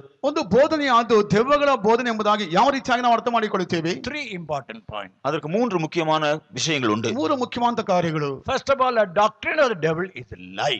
முதலாவதாக பிசாசின் உபதேசம் என்று சொல்வது ஒரு பொய். ಪ್ರಥಮವಾಗಿ ದೆವ್ವಗಳ ಬೋಧನೆಯಾದ ಅದು ಸುಳ್ಳಾಗಿದೆ. He is the father of lies and whatever he tells is a lie also. அவன் பொய்க்கு பிதாவாய் இருக்கிறபடியால் அவன் சொல்வதெல்லாம் பொய்யாகவே இருக்கும். ಅವನು ಸುಳ್ಳಿಗೆ ಮೂಲ ಪುರುಷನಾಗಿರಿಂದ ಅವನು ಹೇಳುವಂತ ಮಾತುಗಳು ಸುಳ್ಳಾಗಿರುತ್ತವೆ. So when you hear a lie, you need not be what they call swayed by that lie, because devil is the father of lies. ஆகவே நீங்கள் பொய்யான காரியத்தை கேட்கும் பொழுது அது ஒருபோதும் நீங்கள் நடைமுறையில் கடைபிடிக்கக்கூடிய ஒரு காரியமா இருக்க முடியாது. ஏனென்றால் அவன் பொய்யின் பிதாவாக இருக்கிறான். ಅದು ಸುಳ್ಳಾಗಿರಿಂದ ನಿಮ್ಮ ಕ್ರಿಯಾರೂಪಕವಾಗಿ ತರಬೇಕಾದ ಅಗತ್ಯವಿಲ್ಲ. ಕಾರಣ ಅವನು ಸುಳ್ಳಿಗೆ ಮೂಲ ಪುರುಷನಾಗಿ ಕಾಣಬರುತ್ತಾನೆ, ಸುಳ್ಳಾಗಿದೆ. I'll give one example. ಅದಕ್ಕೆ ஒரு உதாரணம் நான் கொடுக்கிறேன். ಅದಕ್ಕೆ ಒಂದು ಉದಾಹರಣೆಯನ್ನು ನಾನು ಕೊಡುತ್ತೇನೆ. According to Matthew's Gospel 8 chapter 17th verse, மத்தேயு சுவிசேஷம் 8ஆம் அதிகாரம் 17ஆம் வசனத்தின்படி, ಮತ್ತೇನು ಬರೆದ ಸುವಾರ್ತೆ 8ನೇ ಅಧ್ಯಾಯ 17ನೇ ವಾಕ್ಯಕ್ಕೆ ಅನುಸಾರವಾಗಿ read Matthew 8:17. அவர் தாமே நம்முடைய பலவீனங்களை ஏற்றுக்கொண்டு நம்முடைய நோய்களை சுமந்தார் என்று ஏசாயா தீர்க்கதரிசியால் உரைக்கப்பட்டது நிறைவேறும்படி இப்படி நடந்தது. ಇದರಿಂದ ನಮ್ಮ ರೋಗಗಳನ್ನು ಹೊತ್ತುಕೊಂಡನು ಎಂದು ಯೆಶಾಯನೆಂಬ ಪ್ರವಾದಿಯಿಂದ ಹೇಳಿರುವ ಮಾತು ನೆರವೇರಿತು. That it might be fulfilled which was spoken by Isaiah the prophet, saying, himself took our infirmities and bare our sicknesses. Now, that is the truth. Himself took our infirmities and bare our sicknesses. அவர் நம்முடைய பலவீனங்களை ஏற்றுக்கொண்டு நம்முடைய நோய்களை சுமந்தார் என்பது ஒரு சத்தியம். ನಮ್ಮ ರೋಗಗಳನ್ನು ಆತ ತನ್ನಲ್ಲಿ ಹೊತ್ತುಕೊಂಡೆಂಬ ಅಂತ ಹೇಳುವಂತ ವಿಷಯ ಅದು ಸತ್ಯವಾಗಿದೆ. Now the devil will say, ஆனால் பிசாசு சொல்லுவான், ಆದರೆ ಸೈತಾನ ಹೇಳುತ್ತಾನೆ, if he had already taken, why are you suffering due to sickness? அவர் ஏற்கனவே இந்த நோய்களை சுமந்து இருப்பார் என்றால் நீ ஏன் இப்பொழுது வியாதியிலே கஷ்டப்பட்டு கொண்டிருக்க வேண்டும்? ಈಗಾಗಲೇ ಆತ ನಿಮ್ಮ ರೋಗಗಳನ್ನು ಹೊತ್ತಿರುತ್ತಾರೆ, ಈಗ ಯಾವುದಕ್ಕಾಗಿ ಈ ರೋಗಗಳಿಂದ ನೀವು ಕಷ್ಟಪಡಬೇಕು? He had already taken it. அவர் ஏற்கனவே அதை சுமந்து விட்டாரே, ಈಗಾಗಲೇ ಆತನ ಹೊತ್ತುಕೊಂಡು But ಬಿಟ್ಟರು. you are still suffering due to sickness. ஆனால் ஏன் இன்னும் வியாதியினாலே கஷ்டப்பட்டு கொண்டிருக்கிறாய்? ಹಾಗಾದ್ರೆ ಯಾವುದಕ್ಕಾಗಿ ಇನ್ನೂ ರೋಗದಿಂದ ಕಷ್ಟಪಡ್ತಾ ಇದ್ದಿ? So that means as long as you live in the world, you can never experience divine healing. அதன் அர்த்தம் என்னவென்றால் நீ இந்த உலகத்தில் ஜீவிக்கிற நாட்கள் வரையிலும் தெய்வீக சுகத்தை அனுபவிக்கவே முடியாது. ಆದ್ದರಿಂದ ಲೋಕದಲ್ಲಿ ಜೀವಿಸುವ ತನಕ ನಿನ್ನಿಂದ ದೈವಿಕ ರೋಗ ಶಾಂತಿಯನ್ನು ಅನುಭವಿಸಲಿಕ್ಕೆ ಸಾಧ್ಯವೇ ಇಲ್ಲ. In the year 1951, I was suffering due to diabetics. 1951 வருஷத்தில் சர்க்கரை வியாதினால் நான் கஷ்டப்பட்டு கொண்டிருந்தேன். 1951ನೇ ವರ್ಷದಲ್ಲಿ ನಾನು ಸಕ್ಕರೆ ಕಾಯಿಲೆಯಿಂದ ಕಷ್ಟಪಡ್ತಾ ಇದ್ದೆ. The leaders told, we are not going to pray for you because the Lord had already carried your sickness on the cross. எனக்கு நடத்திப்புக்காரர்களாக இருந்தவர் சொன்னார்கள், உன்னுடைய வியாதிக்காக நாங்கள் ஜெபிக்க போகிறது ஏனென்றால் கர்த்தர் ஏற்கனவே உன்னுடைய வியாதியை சிலுவையின் மேல் சுமந்து தீர்த்து விட்டார். ನಮ್ಮ ನರ್ಸಗಾರರು ಹೇಳಿದರು, ನಿಮ್ಮ ರೋಗಕ್ಕಾಗಿ ನಾವು ಪ್ರಾರ್ಥಿಸುವುದಿಲ್ಲ, ಏಕೆಂದರೆ ಈಗಾಗಲೇ ಕರ್ತನಾದ ಯೇಸು ನಮ್ಮ ರೋಗಗಳಿಗಾಗಿ ರೋಗಗಳನ್ನು ಆತನು ಹೊತ್ತುಕೊಂಡು ಬಿಡ್ತಾನೆ ಎಂಬುದಾಗಿ. But sickness was in my body. ஆனால் வியாதி என்ற சரீரத்தில் இருந்தது. ಅದು ಸಹ ರೋಗವಾದ ನನ್ನ ದೇಹದಲ್ಲಿ But ಉಂಟು. they say the diabetes is not on your body, it's on the cross. ஆனால் அவர்கள் சொன்னார்கள், இந்த சர்க்கரை வியாதி உன்னுடைய சரீரத்தில் இல்லை, அது சிலுவையின் மேல் இருக்கிறது என்று ಅವರು சொன்னார்கள். ಹೇಳುತ್ತಾರೆ ಸಕ್ಕರೆ ರೋಗವಾದು ನಿನ್ನ ದೇಹದಲ್ಲಿಲ್ಲ, ಅದು ಶಿಲುಬೆ ಮೇಲೆ ಉಂಟೆಂಬುದಾಗಿ. Now, which to believe? எதை இப்பொழுது நம்புவது? ಈಗ ನಾನು ಯಾವುದನ್ನು ನಂಬುವುದು? But I believe the word of God. நான் தேவனுடைய வசனத்தை விசுவாசித்தேன். ಅರೆ ನಾನು ದೇವರ ವಾಕ್ಯವನ್ನು ನಂಬಿದೆನು. 3 months I began to confess, my diabetes is on the cross, my diabetes on the cross. நான் 3 மாதங்கள் என்னுடைய சர்க்கரை வியாதி சிலுவையின் மேல் இருக்கிறது, சிலுவையின் மேல் இருக்கிறது என்று 3 மாதங்கள் அறிக்கை செய்தேன். ನಾನು 3 ತಿಂಗಳ ಗಟ್ಟಲೆ ನನ್ನ ಸಕ್ಕರೆ ಕಾಯಿಲೆ ಯಾವುದು ಆ ಒಂದು ಶಿಲುಬೆಯಲ್ಲಿ ಇದೆ ಎಂಬುದಾಗಿ ನಾನು ಅರಿಕೆ ಮಾಡುತ್ತಾ ಇದ್ದೇನೆ. Devil tried all his methods to see that it is a lie. பிசாசு இதெல்லாம் பொய் என்று உறுதிப்படுத்தும்படியாக அவனால் இயன்ற எல்லா வழிகளிலும் பிரயாசப்பட்டான். ಇದೆಲ್ಲ ಸುಳ್ಳು ಎಂಬುದಾಗಿ ತೋರಿಸಕ್ಕಾಗಿ ದೆವ್ವಗಳು ಅವನಿಗೆ ಬೇಕಾದ ವಿಷಯಗಳೆಲ್ಲ ಆತನು ಏನೆಲ್ಲ ಮಾಡಬೇಕು ಮಾಡುತ್ತಾ ಬಂದನು. But the Lord's grace was with me.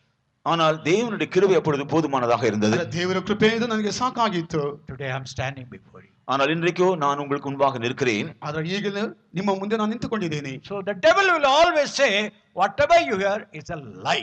ஆகவே பிசாசானவன் உங்களுக்கு இருக்கிற எல்லா விஷயத்தையும் பொய் என்று தான் சொல்லுவான். ಅದರಿಂದ ಸೈತಾನ ಮಿಗಿಲಿರುವಂತ ಎಲ್ಲ ವಿಷಯಗಳನ್ನು ಸುಳ್ಳು ಎಂಬುದಾಗಿ ಹೇಳುತ್ತಾನೆ. If you believe that, then you will be always believing but it is a doctrine of devil. நீங்கள் அதை நம்பினால் பிசாசின் உபதேசத்தை தான் நம்புகிறவர்களாக ನೀವು ಅದು மாறுவீர்கள். ನಂಬುವುದಾದರೆ ಸೈತಾನನ ಆ ಒಂದು ಬೋಧೆಯನ್ನು ನಂಬುವವರಾಗಿ ಕಂಡುಬಿಡುತ್ತೀರಿ. Second trait is hypocrisy. Devil's doctrine will always show a double life. பிசாசினுடைய இரண்டாவது தந்திரம் என்னவென்றால் மாய்மால ஜீவியம், 2 விதத்தில் காண்பிப்பது. ಸೈತಾನ ಇನ್ನೊಂದು ತಂತ್ರವಾದ ಜೀವಿತವಾದ ಕಪಟವಾಗಿ 2 ರೀತಿಯಲ್ಲಿ ಕಾಣಬಿಡುತ್ತಾನೆ. Showing one thing outwardly and living inwardly another thing. வெளியரங்கமாக ஒரு காரியத்தை காண்பிப்பது, உள்ளான விதத்தில் வேறொரு காரியத்தை செய்வது. ಬಹಿರಂಗ ರೀತಿಯಲ್ಲಿ ಒಂದು ರೀತಿಯಾಗಿ ತೋರ್ಪಡಿಸುವುದು, ಆಂತರಂಗದಲ್ಲಿ ಇನ್ನೊಂದು ಕಾರ್ಯವನ್ನು ಮಾಡುವುದು. So when you think about the doctrine of the devil, you will always see people who follow it, they will always live a double life. நீங்கள் பிசாசின் உபதேசத்தை குறித்து சிந்திக்கும் பொழுது அதை நம்புகிற ஜனங்கள் 2 விதமான வாழ்க்கை செய்வார்கள். ದೆವ್ವಗಳ ಬೋಧೆ ನಂಬುವಂತ ಪ್ರತಿ ಮನುಷ್ಯರು ಸಹ 2 ರೀತಿಯಾದ ಜೀವಿತ ಮಾಡುತ್ತಾ ಬರುತ್ತಾರೆ.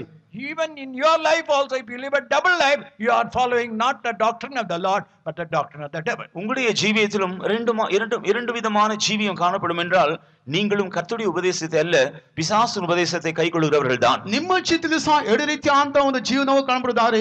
ನೀವು ದೇವರ ವಾಕ್ಯದ ಉಪದೇಶನ ಅಲ್ಲ, ಅದು ದೆವ್ವಗಳ ಬೋಧೆಯನ್ನೇ ನಂಬುವವರಾಗಿ ಕಾಣப்படுತ್ತೀರಿ. Years back, 2 priests came to our mission.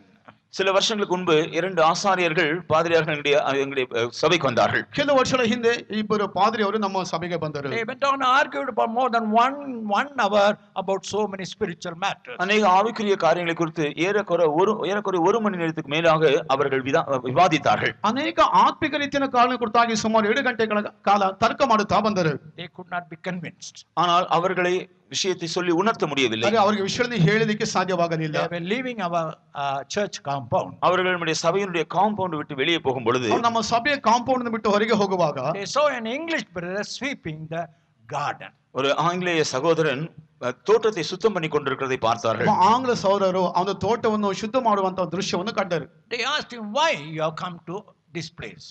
அவரிடத்தில் நீங்கள் ஏன் இந்த இடத்துக்கு வந்தீர்கள் என்று கேட்டார்கள். ಅವರ ಬಳಿಗೆ ಹೋಗಿ ನೀವು ಯಾವುದಕ್ಕಾಗಿ ಈ ಸ್ಥಳಕ್ಕೆ ಬಂದಿರಿ ಎಂಬುದಾಗಿ ಕೇಳಿದರು. He said, I have come to study the word of God here. நான் தேவனுடைய வசனத்தை படிப்பதற்காக இங்கே வந்திருக்கிறேன். ನಾನು ದೇವರ ವಾಕ್ಯವನ್ನು ಕಲಿಯುವುದಕ್ಕಾಗಿ ಇಲ್ಲಿಗೆ ಬಂದಿನಿ ಎಂಬುದಾಗಿ ಹೇಳಿದರು. And he told me, we thought that you people are the people who came to preach the word. Now you say you are coming here to learn the word of God. அவர் சொன்னார்கள், உங்களை போன்றவர்கள் தான் தேவனுடைய வசனத்தை போதிக்க வந்தவர்கள் என்று நாங்கள் நினைத்தோம். ஆனால் நீங்களோ தேவனுடைய வசனத்தை படிக்க வந்திருக்கிறேன் என்று சொல்கிறீர்களே. ನಿಮ್ಮಂತವರೇ ದೇವರ ವಾಕ್ಯವನ್ನು ಬೋಧಿಸೋಕ್ಕಾಗಿ ಬಂದವರು ಎಂಬುದಾಗಿ ನಾನು ನೆನೆಸಿಕೊಂಡೆವು.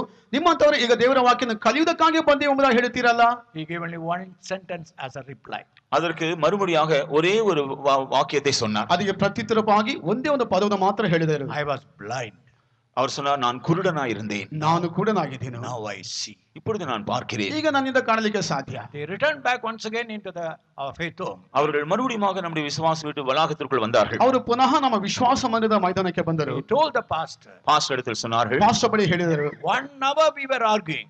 1 மணி நேரம் நாங்கள் உங்களோடு தர்க்கம் பண்ணி கொண்டிருந்தோம். 1 ಗಂಟೆ ಗಟ್ಟಲೆ ನಿಮ್ಮ ಬಳಿ ನಾವು ತರ್ಕ ಮಾಡುತ್ತಿದ್ದೆವು. We were not convinced. நாங்கள் உணர்த்தப்படவில்லை. ನಮಗೆ ಅದು ಯಾವ ರೀತಿಯಾದ ಯೋಚನೆ ಬರಲಿಲ್ಲ. This brother he said, I was blind, now I see. ஆனால் இந்த சகோதரன் சொன்னார், நான் குருடனாயிருந்தேன், இப்பொழுது பார்க்கிறேன் என்று சொன்னார். ಆದರೆ ಈ ಸಹೋದರನು ಹೇಳಿದರು, ನಾನು ಕುರುಡನಾಗಿದ್ದನು, ಈಗ ನನ್ನಿಂದ ನೋಡಬಲ್ಲೆ ಎಂಬುದಾಗಿ. We could see that in his life.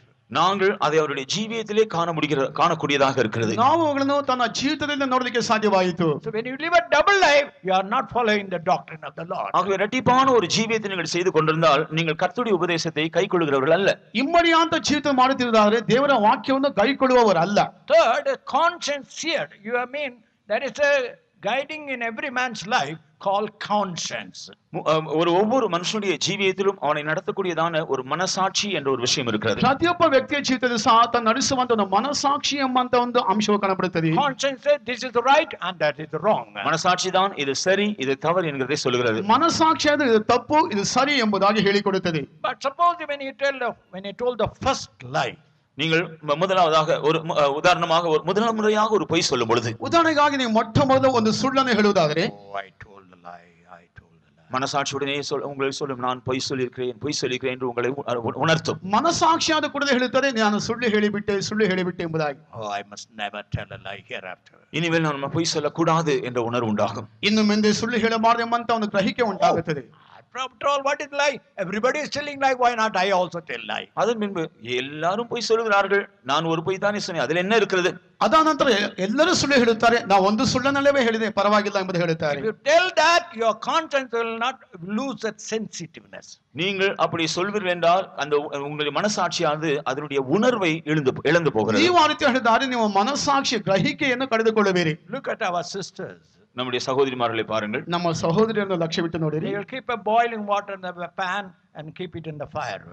அவர்கள் தண்ணீர் சுட வைக்கும்படியாக அதை விறகு எரிய வைத்து அதன் மேல் வைக்கிறார்கள். ನೀರನ್ನು ಕುದಿಸೋದಕ್ಕಾಗಿ ಆ ಒಂದು ಸೌದನ್ನು ಇಟ್ಟು ಚೆನ್ನಾಗಿ ನೀರನ್ನು ಕುದಿಸುತ್ತಾರೆ. If you want to carry it, you will have to use a cloth and then bring that vessel down. அந்த சூடா இருக்கிற பாத்திரத்தை எடுக்க வேண்டும் என்றால் வேறொரு துணியினால் அதை பிடித்து தான் கீழே இறக்க வேண்டும். ಆ ಬಿಸಿಯಾಗಿರುವಂತ ಪಾತ್ರೆಯನ್ನು ಕೆಳಗೆ ಇಳಿಸಬೇಕಾದ್ರೆ ಒಂದು ಬಟ್ಟೆಯ ಮೂಲಕವಾಗಿ ಅದನ್ನು ಕೆಳಗೆ ಇಳಿಸುತ್ತಾರೆ. But our sisters without any cloth just will take it. ஆனால் நம்முடைய சகோதரிமார்கள் மிகவும் தேர்ந்தவர்கள், அவர்களுக்கு அந்த துணியெல்லாம் தேவையில்லை, அப்படியே கையிலே எடுத்து விடுவார்கள். ನಮ್ಮ ಸಹೋದರಿ ತುಂಬಾ ಅವರಿಗೆ ಜಾಣರು, ಅದಕ್ಕೆ ಯಾವ ಬಟ್ಟೆ ಬೇಕಾಗಿಲ್ಲ ಹಾಗೆ ಕೆಳಗೆ ಇಳಿಸುತ್ತಾರೆ. Day and day they are doing it, their hands are now they don't feel that heat. அவர்கள் அனுதினமும் இப்படி வேலை செய்து கொண்டிருக்க அப்படினாலே அவருடைய கையில் அந்த சூடு அவ்வளவாக பாதிக்கிறதில்லை, அதை உணர்வதில்லை. ಪ್ರತಿದಿನವೂ ಅಂತ ಕೆಲಸ ಮಾಡೋದ್ರಿಂದ ಅವನು ಬಿಸಿಯಾದರ ಕೈಗೆ ತಟ್ಟುವುದಿಲ್ಲ. So the devil's doctrine always what they call it make your conscience dull and nothing. ஆகவே பிசாசின் உபதேசமானது உங்களுடைய மனசாட்சியை மந்தமாக்கப்பட்டு அதை செயலற்று போய் அதை சூடுண்டு போக செய்கிறது. ದೆವ್ವಗಳ ಬೋಧನೆಯಾದ್ದು ನಿಮ್ಮ ಮನಸಾಕ್ಷಿಯನ್ನು ಮಂದವಾಗಿ ಮಾರ್ಪಡಿಸಿ ಯಾವ ರೀತಿಯಿಂದ ಗ್ರಹಿಕೆಯಿಲ್ಲದಂತ ಜೀವಿತದಲ್ಲಿ ಕೊಂಡು ಹೋಗುತ್ತದೆ. So three things. ஆகவே மூன்று விஷயங்கள். ಅದನ್ನ ಮೂರು ಕಾರ್ಯಗಳು. Doctrine of the devil is a lie. பிசாசின் உபதேசம் ஒரு பொய். ದೆವ್ವಗಳ ಬೋಧನೆಯಾದದ್ದು ಸುಳ್ಳಾಗಿದೆ. Doctrine of the devil is a hypocrisy. பிசாசின் உபதேசம் ஒரு மாயமாலமானது. ದೆವ್ವಗಳ ಬೋಧನೆಯಾದದ್ದು ಕಪಟವಾಗಿದೆ. Doctrine of the devil brings your conscience into nothingness.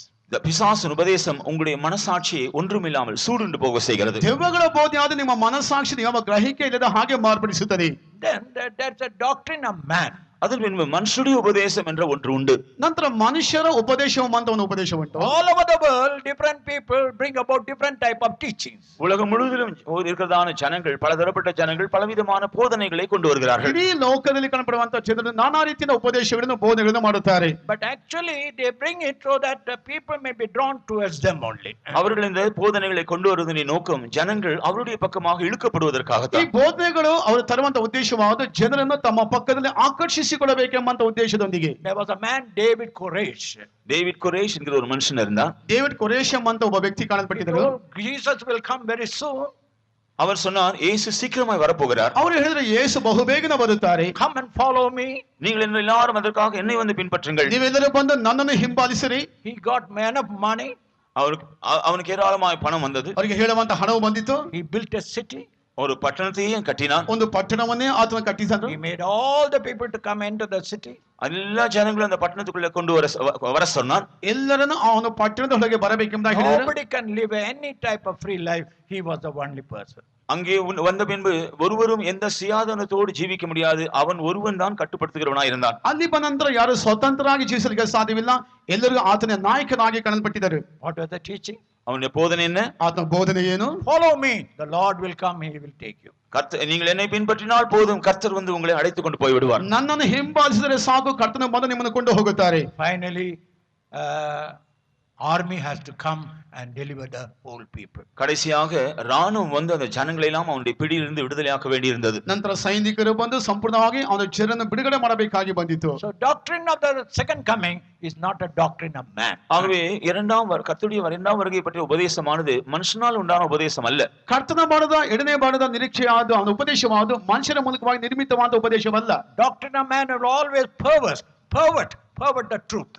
மனுஷனுடைய உபதேசம் எப்போது மாறுபாடானது, அது சத்தியத்தை முற்றிலுமாய் மாற்றி விடுகிறது. ಮನುಷ್ಯನ ಉಪದೇಶವಾದ ಯಾವುದು ವಕ್ರತೆ ಉಳ್ಳದು ಅದು ಮನುಷ್ಯನನ್ನು ದಿಕ್ಕನ್ನೇ ತಿರುಗಿಸಿ ಬಿಡುತ್ತದೆ. In 1 Timothy 3rd chapter, 1 Timothy 3ಾம் அதிகாரம், ಮೊದಲನೇ ತಿಮೋಥಿಗೆ ಬರೆದ ಪತ್ರಿಕೆ 3ನೇ ಅಧ್ಯಾಯ 6 and 7 we read. 6ாம் 7ாம் ವಚನங்களை நாம் படிக்கிறோம். 6ನೇ ವಾಕ್ಯ ಹಾಗೂ 7ನೇ ವಾಕ್ಯ ಓದುವಾಗ, அவன் இருமாப்படைந்து பிசாசடைந்த ஆக்கினிலே விழாதபடிக்கு நூதன சிஷ்யனாய் இருக்க கூடாது. அவன் நிந்தனையிலும் பிசாசின் கண்ணியிலும் விழாதபடிக்கு புறம்பானவர்களால் நற்சாட்சி பெற்றவனுமாய் இருக்க வேண்டும். ಅವನು ಹೊಸದಾಗಿ ಸಭೆಯಲ್ಲಿ ಸೇರಿದವನಾಗಿರಬಾರದು. ಅಂತವನಾದರೆ ಉಬ್ಬಿಕೊಂಡು ಸೈತಾನನಿಗೆ ಪ್ರಾಪ್ತವಾದ ಶಿಕ್ಷಾವಿಧಿಗೆ ಒಳಗಾದನು. ಇದಲ್ಲದೆ ಅವನು ಹೊರಗಣವರಿಂದ ಒಳ್ಳೆಯವನೆನಿಸಿಕೊಂಡಿರಬೇಕು. ಇಲ್ಲದಿದ್ದರೆ ನಿಂದೆಗೆ ಗುರಿಯಾಗುವನು ಮತ್ತು ಸೈತಾನನ ಉರುಳಿನೊಳಗೆ ಸಿಕ್ಕಿಬಿದ್ದಾನು. Not a novice, lest being lifted up with pride he fall into condemnation of the devil. Moreover, he must have a good report of them which are without, lest he fall into reproach and the snare of the devil. A beautiful word, nudana-sation. That everything he brings about very new, that's all. அருமையான வார்த்தை நூதன சீஷன் என்று சொல்ல, எல்லாம் அவனுக்கு புதியதாக தான் இருக்கிறது. ಹೊಸದಾಗಿ ಸಭೆಯಲ್ಲಿ ಸೇರಿದವನಾಗಿರಬಾರದು, ಎಲ್ಲವೂ ಸಹ ಅವನಿಗೆ ಹೊಸದಾಗಿಯೇ ಕಾಣಬಿಡುತ್ತದೆ. There was a brother who will always keep a book in his hand. தன்னுடைய கையில புஸ்தகத்தை எப்போதும் வைத்துக் கொண்டிருக்கிற ஒரு சகோதரன் ஒருவர் இருந்தார். ತನ್ನ ಕೈಯಲ್ಲಿ ಯಾವಾಗಲೂ ಒಂದು ಪುಸ್ತಕವನ್ನು ಇಟ್ಟುಕೊಂಡಿದ್ದ ಒಬ್ಬ ಸಹೋದರನ ಕಾಣಪಟ್ಟಿದ್ದರು. He will keep the book like this. இந்த புஸ்தகத்தை இப்படியே வைத்துக் கொண்டிருப்பார். ಆತನ ಪುಸ್ತಕವನ್ನು ಈ ರೀತಿಯಾಗಿ ಇಟ್ಟುಕೊಂಡಿರುವರು. I asked why. ஏன் என்று நான் இடத்தில் ನಾನು கேட்டேன். ಹೇಳಿದೆ ಏಕೆ ಎಂಬುದಾಗಿ. I don't want to commit any sin with my eyes. என்னுடைய கண்களினால் எந்த பாவம் நான் செய்ய விரும்பவில்லை. ನನ್ನ ನೇತ್ರಗಳಿಂದ ಯಾವ ಪಾಪವನ್ನು ಮಾಡೋದಕ್ಕೆ ನಾನು ಇಷ್ಟಪಡುವುದಿಲ್ಲ. In everything he became a nudana purusha. எல்லா விஷயத்திலும் அவன் ஒரு நூதன புருஷனாக இருந்தான். ಎಲ್ಲಾ ರೀತಿಯಲ್ಲಿ ಸಹ ಹೊಸದಾಗಿಯೇ ಕಾಣಲ್ಪಟ್ಟಿದ್ದನು. But finally, sad to say, கடைசியாக துக்கமான விஷயம் என்னவென்றால், ದುಃಖವಾದ ವಿಷಯವೇನು ಗೊತ್ತಾ? he lost his spiritual life. தன்னுடைய ஆவிக்குரிய ஜீவியத்தை இழந்து போனான். ತನ್ನ ಆತ್ಮಿಕ ಜೀವನವನ್ನೇ ಕಳಕೊಂಡನು. So dear brother, dear sister, அருமையான சகோதரனே சகோதரியே, ಪ್ರಿಯ ಸಹೋದರನೇ ಪ್ರಿಯ ಸಹೋದರಿಯೇ, the doctrine of the coming of the Lord is not a doctrine of the devil. கர்த்தருடைய வருகை பற்றிய உபதேசம் பிசாசின் உபதேசம் அல்ல. ಕರ್ತನ ಮಾಡಿದ ಉಪದೇಶವಾದು ಅದು ದೆವ್ವಗಳ ಉಪದೇಶವಲ್ಲ. It's not a doctrine of man. அது மனுஷனுடைய உபதேசமும் அல்ல. ಅದು ಮನುಷ್ಯರ ಬೋಧನೆಯೂ ಅಲ್ಲ. It's not a doctrine that brings a lifting of a person and showing that he is better than others.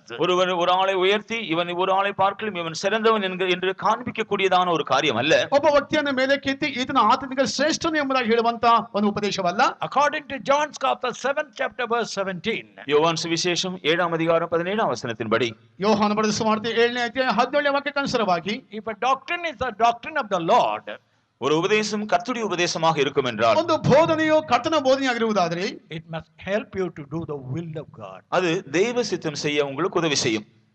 ಅದು ದೇವರ ಚಿತ್ತನ ಮಾಡೋದಕ್ಕೆ ಸಹಾಯ ಮಾಡುತ್ತದೆ. அவருடைய சித்தத்தின்படி செய்ய மனதுள்ளவன் எவனோ அவன் இந்த உபதேசம் தேவனால் உண்டாயிருக்கிறதோ நான் சுயமாய் பேசுகிறேனோ என்று அறிந்து கொள்ளுவான். ಆತನ ಚಿತ್ತದಂತೆ ನಡೆಯುವುದಕ್ಕೆ ಯಾರಿಗೆ ಮನಸ್ಸಿದೆಯೋ ಅವರಿಗೆ ಈ ಬೋಧನೆಯು ದೇವರಿಂದ ಬಂದದ್ದೋ ನಾನೇ ಕಲ್ಪಿಸಿ ಹೇಳಿದ್ದೋ ಗೊತ್ತಾಗುವುದು. If any man will do his will, he shall know of the doctrine, whether it be of God or whether I speak of myself. How do we know a doctrine is a doctrine of the Lord? ஒரு உபதேசம் கர்த்தருடைய உபதேசம் தான் என்று எப்படி அறிந்து கொள்ளலாம்? ಒಂದು ಬೋಧನೆಯು ಕರ್ತನ ಬೋಧನೆ ಎಂಬುದಾಗಿ ಯಾವ ರೀತಿಯಾಗಿ ನಮ್ಮಿಂದ ತಿಳಿಯಲಿಕ್ಕೆ ಸಾಧ್ಯವಾಗುತ್ತದೆ? It will lead you to do the will of God. அது தெய்வ சித்தம் செய்ய உங்களை நடத்துகிறது. ಅದು ದೇವರ ಚಿತ್ತನ ಮಾಡೋದಕ್ಕಾಗಿ ನಿಮ್ಮನ್ನು ನಡೆಸುತ್ತದೆ. Whatever teaching that will not help you to do the will of God cannot be of the Lord. தேவ சித்தம் செய்ய உங்களுக்கு உதவி செய்யக்கூடாத எந்த உபதேசமும் கர்த்தரால் வந்த உபதேசம் அல்ல. ದೇವ ಚಿತ್ತನ ಮಾಡೋದಕ್ಕೆ ಸಹಾಯ ಮಾಡಿದಂತ ಯಾವ ಬೋಧನೆ ಸಹ ಅದು ಕರ್ತನಿಂದ ಬಂದಂತ ಬೋಧನೆ ಅಲ್ಲ. 3 groups of people came and stood before the Lord.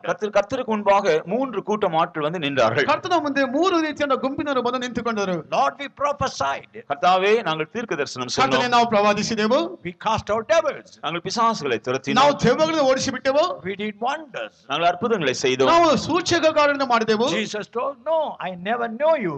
I never knew you. ஆனால் இயேசு சொன்னார், உங்களை ஒரு காலம் நான் அறியேன், ஒரு காலம் அறியேன். ಆಗ ಕರ್ತ ಹೇಳ್ತಾರೆ, ನೀವು ಯಾರೆಂಬುದು ನನಗೆ ಗೊತ್ತಿಲ್ಲ ಎಂಬುದಾಗಿ ಹೇಳಿಬಿಟ್ಟರು. These 3 things are not ordinary things. இந்த 3 காரியங்கள் சாதாரண காரியங்கள் அல்ல. ಈ 3 ಕಾರ್ಯಗಳು ಸಹ ಅದು ಸಾಧಾರಣವಾದ ಕಾರ್ಯಗಳಲ್ಲ. Prophecy, தீர்க்கதரிசனம் சொல்லுவது, ಪ್ರವಾದನೆ, and casting out devils பிசாசுகளை துரத்துவது, ದೆವ್ವಗಳನ್ನು ಬಿಡಿಸುವುದು, and doing wonders and signs. அற்புதங்களையும் அடையாளங்களையும் செய்வது. ಮಹತ್ ಕಾರ್ಯಗಳನ್ನು ಮಾಡುವುದು. But they did all things, but they could not do the will of God. இவர்கள் இது எல்லாவற்றையும் செய்தார்கள், ஆனால் தெய்வ சித்தம் செய்ய முடியவில்லை. ಇವರು ಇವೆಲ್ಲವನ್ನು ಮಾಡಿದ್ರು ಸಹ ದೇವ ಚಿತ್ತವನ್ನು ಅವರು ಮಾಡಲಿಲ್ಲ. In Matthew's Gospel 7th chapter verse 21. மத்தேயு சுவிசேஷம் 7ஆம் அதிகாரம் 21ஆம் வசனம். ಮತ್ತೆ ಬರೆದ ಸುವಾರ್ತೆ 7ನೇ ಅಧ್ಯಾಯ 21ನೇ ವಾಕ್ಯದಲ್ಲಿ, பரலோகத்தில் இருக்கிற என் பிதாவின் சித்தத்தின்படி செய்கிறவனே. To avoid timing, we will not read all the Bible verses. Now the Lord told, not everyone that do say the Lord, Lord. கர்த்தாவே கர்த்தாவே என்று சொல்கிற எல்லாரும் அல்ல, ಕರ್ತನೇ ಕರ್ತನೆ ಎಂಬುದಾಗಿ ಹೇಳುವಂತ ಎಲ್ಲರೂ ಅಲ್ಲ, that we that do the will of the Father will be able to enter the kingdom of God. பரலோகத்தில் இருக்கிற என் பிதாவின் சித்தம் செய்கிறவனே என் பரலோக ராஜ்யத்தில் பிரவேசிப்பான் என்று இயேசு சொன்னார். ತಂದೆ ಪರಲೋಕದಲ್ಲಿರುವಂತ ತಂದೆ ಚಿತ್ತನ ಮಾಡುವವನೇ ಪರಲೋಕ ರಾಜ್ಯಕ್ಕೆ ಹೋಗೋದಕ್ಕೆ ಸಾಧ್ಯ ಎಂಬುದಾಗಿ ಯೇಸು ಹೇಳಿದರು. They prophesied. அவர்கள் தீர்க்கதரிசனம் சொன்னார்கள். ಅವರು ಪ್ರವಾದಿಸಿದರು. They cast out the devils. அவர்கள் பிசாசுகளை துரத்தினார்கள். ದೆವ್ವಗಳನ್ನು ಬಿಡಿಸಿದರು. They did wonders. அவர்கள் அற்புதங்களை ಅವರು செய்தார்கள். ಮಹತ್ ಕಾರ್ಯಗಳನ್ನು ಮಾಡಿದರು. But they could not do the will of God. ஆனால் அவர்களுக்கு தேவ சித்தம் செய்ய முடியவில்லை. ಆದರೆ ಅವರಿಗೆ ದೇವ ಚಿತ್ತವನ್ನು ಮಾಡಲಿಕ್ಕೆ ಸಾಧ್ಯವಾಗಲಿಲ್ಲ. In one place there was a great man who used to do all those three things. ஒரு குறிப்பிட்ட இடத்திலே இந்த மூன்று விஷயங்களை செய்யக்கூடிய ஒரு மனுஷன் இருந்தார். ಒಂದು ನಿಗದಿತವಾದ ಸ್ಥಳದಲ್ಲಿ ಈ ಮೂರು ಕಾರ್ಯ ಮಾಡಿದಂತ ಒಬ್ಬ ಮಹಾ ವ್ಯಕ್ತಿ ಕಾಣಲ್ಪಟ್ಟಿದ್ದರು. He bought a car for 20 lakhs. தன்னுடைய 20 லட்சம் ரூபாய் விலை மதிப்புள்ள ஒரு கார் ஒன்று வாங்கினார். 20 ಲಕ್ಷ ಬೆಲೆ ಬಾಳುವಂತ ಒಂದು ಕಾರನ್ನು ಕೊಂಡುಕೊಂಡರು. Another person bought a car for 1 crore. இன்னொரு நபர் 1 கோடி விலை மதிப்புள்ள ஒரு கார் வாங்கினார். ಇನ್ನೊಬ್ಬ ವ್ಯಕ್ತಿ 1 ಕೋಟಿ ಗಟ್ಟಲೆ ಬೆಲೆ ಬಾಳುವಂತ ಒಂದು ಕಾರನ್ನು They ಕೊಂಡುಕೊಂಡರು. all did so many good things outwardly. அவர்கள் வெளியரங்கமாக அநேக நல்ல காரியங்கள் செய்தார்கள். ಬಹಿರಂಗ ರೀತಿಯಲ್ಲಿ ಎಲ್ಲ ಒಳ್ಳೆ ಕಾರ್ಯವನ್ನು ಮಾಡಿದರು. But they could not do the real will of God and come closer to God. ஆனால் அவர்கள் உண்மையான தேவ சித்தத்தை செய்து தேவனுக்கு நெருங்கி அவர்களுக்கு வர முடியவில்லை. ನಿಜವಾಗಿ ದೈವ ಚಿತ್ತನ ಮಾಡಿ ದೇವರ ಪಕ್ಕದಲ್ಲಿ ಸಮೀಪಕ್ಕೆ ಬರಲಿಕ್ಕೆ ಸಾಧ್ಯವಾಗಲಿಲ್ಲ. So dear brother, dear sister, how do we know that the doctrine is the doctrine of the Lord? ஆகவே அருமையான சகோதரனே சகோதரியே, ஒரு உபதேசம் கர்த்தருடைய உபதேசம் தான் என்று எப்படி நீங்கள் அறிந்து கொள்வீர்கள்? ಅದರ ಪ್ರಿಯ ಸಹೋದರನೇ ಸಹೋದರಿ, ಒಂದು ಉಪದೇಶವಾದ ಕರ್ತನ ಉಪದೇಶ ಎಂಬುದಾಗಿ ಯಾವ ರೀತಿಯಾಗಿ ತಿಳಿದುಕೊಳ್ಳಲಿಕ್ಕೆ ಸಾಧ್ಯ? The moment you hear the doctrine of the Lord, it will help you to do the will of God. கர்த்தருடைய உபதேசத்தை குறித்து நீங்கள் கேட்கிற மாத்திரத்திலேயே அது கர்த்தருடைய சித்தம் செய்ய உங்களுக்கு உதவி செய்யும். ಕರ್ತನ ಬೋಧನೆ ಕೇಳುವಂತ ಸಮಯದಲ್ಲಿ ದೈವ ಚಿತ್ತನ ಮಾಡೋದಕ್ಕಾಗಿ ನಮಗೆ ಸಹಾಯ ಮಾಡುತ್ತದೆ. In John's Gospel 14th chapter, யோவான் சுவிசேஷம் 14ஆம் அதிகாரம் ಯೋಹಾನ ಬರೆದ ಸುವಾರ್ತೆ 14ನೇ ಅಧ್ಯಾಯ verse 1 to 3, Jesus himself told, முதல் 3 வசனங்களில் இயேசுவே சொன்னார், ಮೊದಲನೇ 3 ವಾಕ್ಯಗಳಲ್ಲಿ ಯೇಸು ಹೇಳುತ್ತಾರೆ, in my father's house there are many mansions, என் பிதாவின் வீட்டில் அநேக வாசஸ்தலங்கள் உள்ளன. ನನ್ನ ತಂದೆಯ ಮನೆಯಲ್ಲಿ ಬಹಳ ಬಿಡಾರಗಳು ಉಂಟು. but I go to prepare a place for you. ஆனால் உங்களுக்கு நான் ஒரு ஸ்தலத்தை ஆயத்தம் பண்ண போகிறேன். ನಿಮಗೊಂದು ಸ್ಥಳವನ್ನು ನಾನು ಹೋಗಿ ಸಿದ್ಧ ಮಾಡುತ್ತೇನೆ. After preparing the place, I will come back again. அதை ஆயத்தம் பண்ணின பின்பு நான் மறுபடியும் திரும்பி வருவேன். ಸಿದ್ಧ ಮಾಡಿದ ಮೇಲೆ ಪುನಃ ನಾನು ಹಿಂದಿರುಗಿ ಬರುತ್ತೇನೆ. Here Jesus himself gave a promise, I will come back again. நான் மறுபடியும் திரும்பி வருவேன் என்று இயேசுவே இங்கு வாக்கு பண்ணியிருக்கிறார். ನಾನು ಪುನಃ ಹಿಂದಿರುಗಿ ಬರುತ್ತೇನೆ ಎಂಬುದಾಗಿ ಯೇಸು ಈ ರೀತಿಯಾಗಿ ವಾಗ್ದಾನ ಕೊಟ್ಟಿರುವರು. In Acts of the Apostle 1st chapter 11th verse, அப்போஸ்தலர் நடவடிக்கைகள் 1ஆம் அதிகாரம் 11ஆம் வசனத்தில் ಅಪೊಸ್ತಲರ ಕೃತ್ಯಗಳು 1ನೇ ಅಧ್ಯಾಯ 11ನೇ ವಾಕ್ಯದಲ್ಲಿ when Jesus was ascending unto heaven, கர்த்தராகிய இயேசு கிறிஸ்து பரமேறி சென்ற பொழுது ಕರ್ತನಾದ ಯೇಸು ಕ್ರಿಸ್ತನು ಪರಲೋಕ ರಾಜ್ಯಕ್ಕೆ ಹೋಗುವಾಗ 2 angels appeared. You men of Galilee, why are you looking above? 2 தேவதூதர்கள் வானத்தில் தோன்றி கலிலேயராகிய மனுஷரே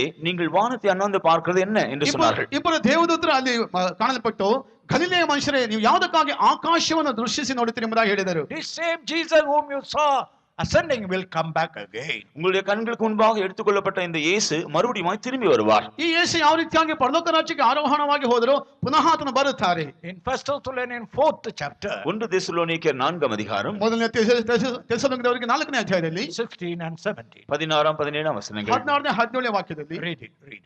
ஏனெனில் கர்த்தர் தாமே ஆரவாரத்தோடும் பிரதான தூதனுடைய சத்தத்தோடும் தேவ எக்காலத்தோடும் வானத்திலிருந்து இறங்கி வருவார். அப்பொழுது கிறிஸ்துவுக்குள் மரித்தவர்கள் முதலாவது எழுந்திருப்பார்கள். பின்பு உயிரோடு இருக்கும் நாமும் கர்த்தருக்கு எதிர்கொண்டு போக மேகங்கள் மேல் அவர்களோட கூட ஆகாயத்தில் எடுத்துக்கொள்ளப்பட்டு இவ்விதமாய் எப்பொழுதும் கர்த்தருடனே கூட இருப்போம். ಕರ್ತನು ತಾನೇ ಆಜ್ಞಾಘೋಷದೊಡನೆಯೂ ಪ್ರಧಾನ ದೂತನ ಶಬ್ದದೊಡನೆಯೂ ದೇವರ ತುತ್ತೂರಿ ಧ್ವನಿಯೊಡನೆಯೂ ಆಕಾಶದಿಂದ ಇಳಿದು ಬರುವುದನ್ನು, ಆಗ ಕ್ರಿಸ್ತನಲ್ಲಿರುವ ಸತ್ತವರು ಮೊದಲು ಎದ್ದು ಬರುವರು. ಆಮೇಲೆ ಜೀವದಿಂದಿರುವ ನಾವು ಅಂತರಿಕ್ಷದಲ್ಲಿ ಕರ್ತನನ್ನು ಎದುರುಗೊಳ್ಳುವುದಕ್ಕಾಗಿ ಆತನ ಸಂಗಡಲೇ ಮೇಘವಾಹನರಾಗಿ ಪಕ್ಕನೆ ಒಯ್ಯಲ್ಪಡುವೆವು. ಹೀಗಾಗಿ ನಾವು ಸದಾಕಾಲವು ಕರ್ತನ ಜೊತೆಯಲ್ಲಿರುವೆವು. For the Lord himself shall descend from heaven with a shout, with the voice of the archangel, and with the trump of God, and the dead in Christ shall rise first. Then we which are alive and remain shall be caught up together with him in the clouds to meet the Lord in the air, and so shall we ever be with the Lord. First of all, Jesus himself told, I will come back again. முதலாவதாக இயேசு தாமே நான் மறுபடியும் திரும்பி வருவேன் என்று சொன்னார். ಮೊಟ್ಟಮೊದಲು ಯೇಸು ತಾನೇ ಹೇಳುವಾಗ ನಾನು ಹಿಂದಿರುಗಿ ಬರುತ್ತೇನೆ ಎಂಬುದಾಗಿ ಹೇಳಿದರು. Second, angels told he will come back again. இரண்டாவதாக தேவ தூதர்கள் அவர் மறுபடியும் திரும்பி வருவார் என்று சொன்னார்கள். ಎರಡನೇದಾಗಿ ದೇವದೂತರು ಹೇಳಿದರು ಆತನು ಹಿಂದಿರುಗಿ ಬರುತ್ತಾನೆ ಎಂಬುದಾಗಿ. Third, apostles believed that he would come again. மூன்றாவதாக அப்போஸ்தலர்கள் அவர் மறுபடியும் திரும்பி வருவார் என்று விசுவாசித்தார்கள். ಮೂರನೇದಾಗಿ ಅಪೊಸ್ತಲರು ಸಹ ಆತನು ಹಿಂದಿರುಗಿ ಬರುತ್ತಾನೆ ಎಂಬಂತ ನಿರೀಕ್ಷೆಯನ್ನು ಹೊಂದಿದರು. So these three things confirm it is the doctrine of the Lord. இந்த மூன்று வசனங்கள் இந்த உபதேசம் கர்த்தருடைய உபதேசம் தான் என்கிறதை உறுதிப்படுத்துகிறது. ಈ ಮೂರು ವಾಕ್ಯಗಳು ಸಹ ಈ ಒಂದು ವಾಕ್ಯಗಳು ಕರ್ತನ ಉಪದೇಶ ಎಂಬುದಾಗಿ ಅದು ನಿರೂಪಿಸುತ್ತದೆ. Now, if it is the doctrine of the Lord, இது கர்த்தருடைய உபதேசம் என்றால் ಇದು ಕರ್ತನ ಬೋಧನೆ ಎಂಬುದಾಗಿ ಹೇಳುವುದಾದರೆ it must have a base, it must have a foundation on which he can tell this is the word of the Lord.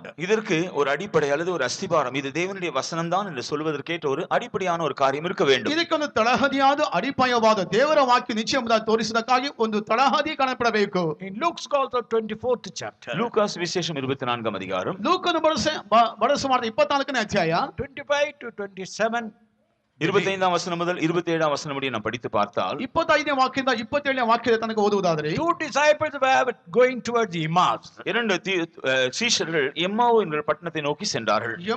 ಎಮ್ಮಾಹು ಎಂಬಂತ ಒಂದು ಊರಿಗೆ ಇಬ್ಬರು ಶಿಷ್ಯರು ಹೋಗುತ್ತಿದ್ದರು.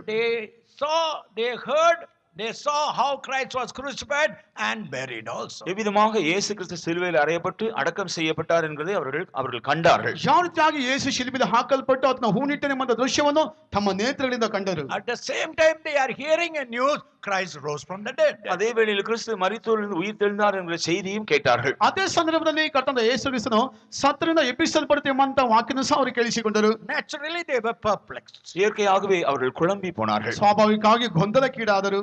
Christ went and joined them. கிறிஸ்துவோ கடந்து போய் அவரோடு சேர்ந்து கொண்டார். ಕ್ರಿಸ್ತನು ಹೋಗಿ ಅವರ ಬಳಿ ಸೇರಿಕೊಂಡರು. He could have told, why are you worried? I am the same person who they crucified and buried, and now I am again. நீங்கள் ஏன் குழம்பி இருக்கிறீர்கள்? சிலுவையில் அறையப்பட்டு மரித்து உயிர் தெழுந்த கிறிஸ்து நான் தான் என்று அவர் நேரடியாக சொல்லியிருக்கலாம். ನೀವು ಯಾವುದಕ್ಕಾಗಿ ಕಳವಳ ಪಡುತ್ತೀರಿ? ನಾನು ಸತ್ತು ಶಿಲುಬೆಗೆ ಹಾಕಲ್ಪಟ್ಟು ಸತ್ತು ಎಬ್ಬಿಸಲ್ಪಟ್ಟ ಯೇಸು ನಾನು ಎಂಬುದಾಗಿ ನೇರವಾಗಿ ಹೇಳಿರಬಹುದಾಗಿತ್ತು. But what did Jesus do? ஆனால் இயேசு என்ன செய்தார்? ಆದರೆ ಯೇಸು ಏನೇ ಮಾಡಿದರು? He quoted from Moses and law and the prophets prove that these things must happen according to the scripture. மோசேயும் நியாயப்பிரமாணங்களும் வேதவசனங்கள் சொல்லப்பட்டிருக்கிறதான காரியங்கள் இந்த இவரை பற்றி சொல்லப்பட்ட தீர்க்க தரிசனங்கள் உண்மை என்கிறதை அவர்களுக்கு விளக்கி காட்டினார். ಮೋಶೆಯು ಧರ್ಮಶಾಸ್ತ್ರ ದೇವರ ವಾಕ್ಯಗಳು ಇದರ ಮೂಲಕವಾಗಿ ಹೇಳಲ್ಪಟ್ಟ ಕಾರ್ಯ ನಿಜ ಎಂಬುದಾಗಿ ತೋರಿಸಿಕೊಡುತ್ತಾರೆ. So we can safely say the doctrine, the coming of the Lord is really of the doctrine of the Lord because the word of God confirms it. ஆகவே கர்த்தருடைய வருகை பற்றிய உபதேசம் அது கர்த்தருடைய உபதேசம் தான். ஏனென்றால் வேத வசனம் அதற்கு அடிப்படையாக இருக்கிறபடினால் அது உண்மை என்று நாம் உறுதியாக சொல்லலாம். ಆದ್ದರಿಂದ ದೇವರ ಉಪದೇಶವಾದ ಕರ್ತನಾದ ಯೇಸು ಕ್ರಿಸ್ತನ ಮಾಡಿದ ಉಪದೇಶವಾದ ದೇವರ ವಾಕ್ಯದ ತಳಹದಿಯಲ್ಲಿ ಕಾಣಪಡುವಂತಹ ಬೋಧನೆ ಎಂಬುದಾಗಿ ನಾವು ಧೈರ್ಯವಾಗಿ ನಿರೂಪಿಸಬಹುದು. In 1 Corinthians 15 chapter verses 3 and 4.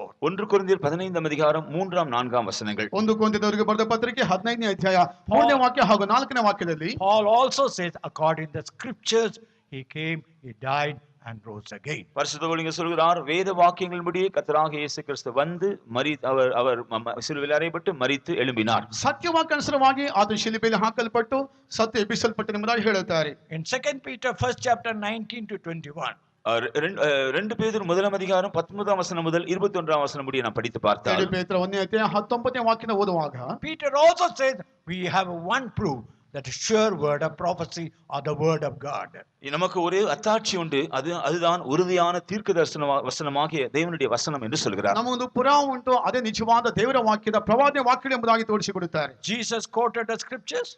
இயேசு கிறிஸ்து வேத வசனங்களை சுட்டி காட்டினார். ಯೇಸು ಕ್ರಿಸ್ತ ದೇವರ ವಾಕ್ಯವನ್ನು ತೋರಿಸಿಕೊಡುತ್ತಾರೆ. Paul quoted the scriptures. பரிசுத்த பவுல் வேத வசனங்களை சுட்டி காண்பித்தார். ಸಂತ ಪೌಲನು ಸಹ ದೇವರ ವಾಕ್ಯವನ್ನು ಎತ್ತಿ ತೋರಿಸುತ್ತಾರೆ. Peter quoted the scriptures. பேதுருவும் கூட தேவனுடைய வசனத்தை சுட்டி காண்பிக்கிறார். ಪೇತ್ರನು ಸಹ ದೇವರ ವಾಕ್ಯವನ್ನು ಎತ್ತಿ ತೋರಿಸಿಕೊಡುತ್ತಾನೆ. So we stand today on trusting the word of God and say the doctrine of the coming of the Lord is the doctrine of the Lord.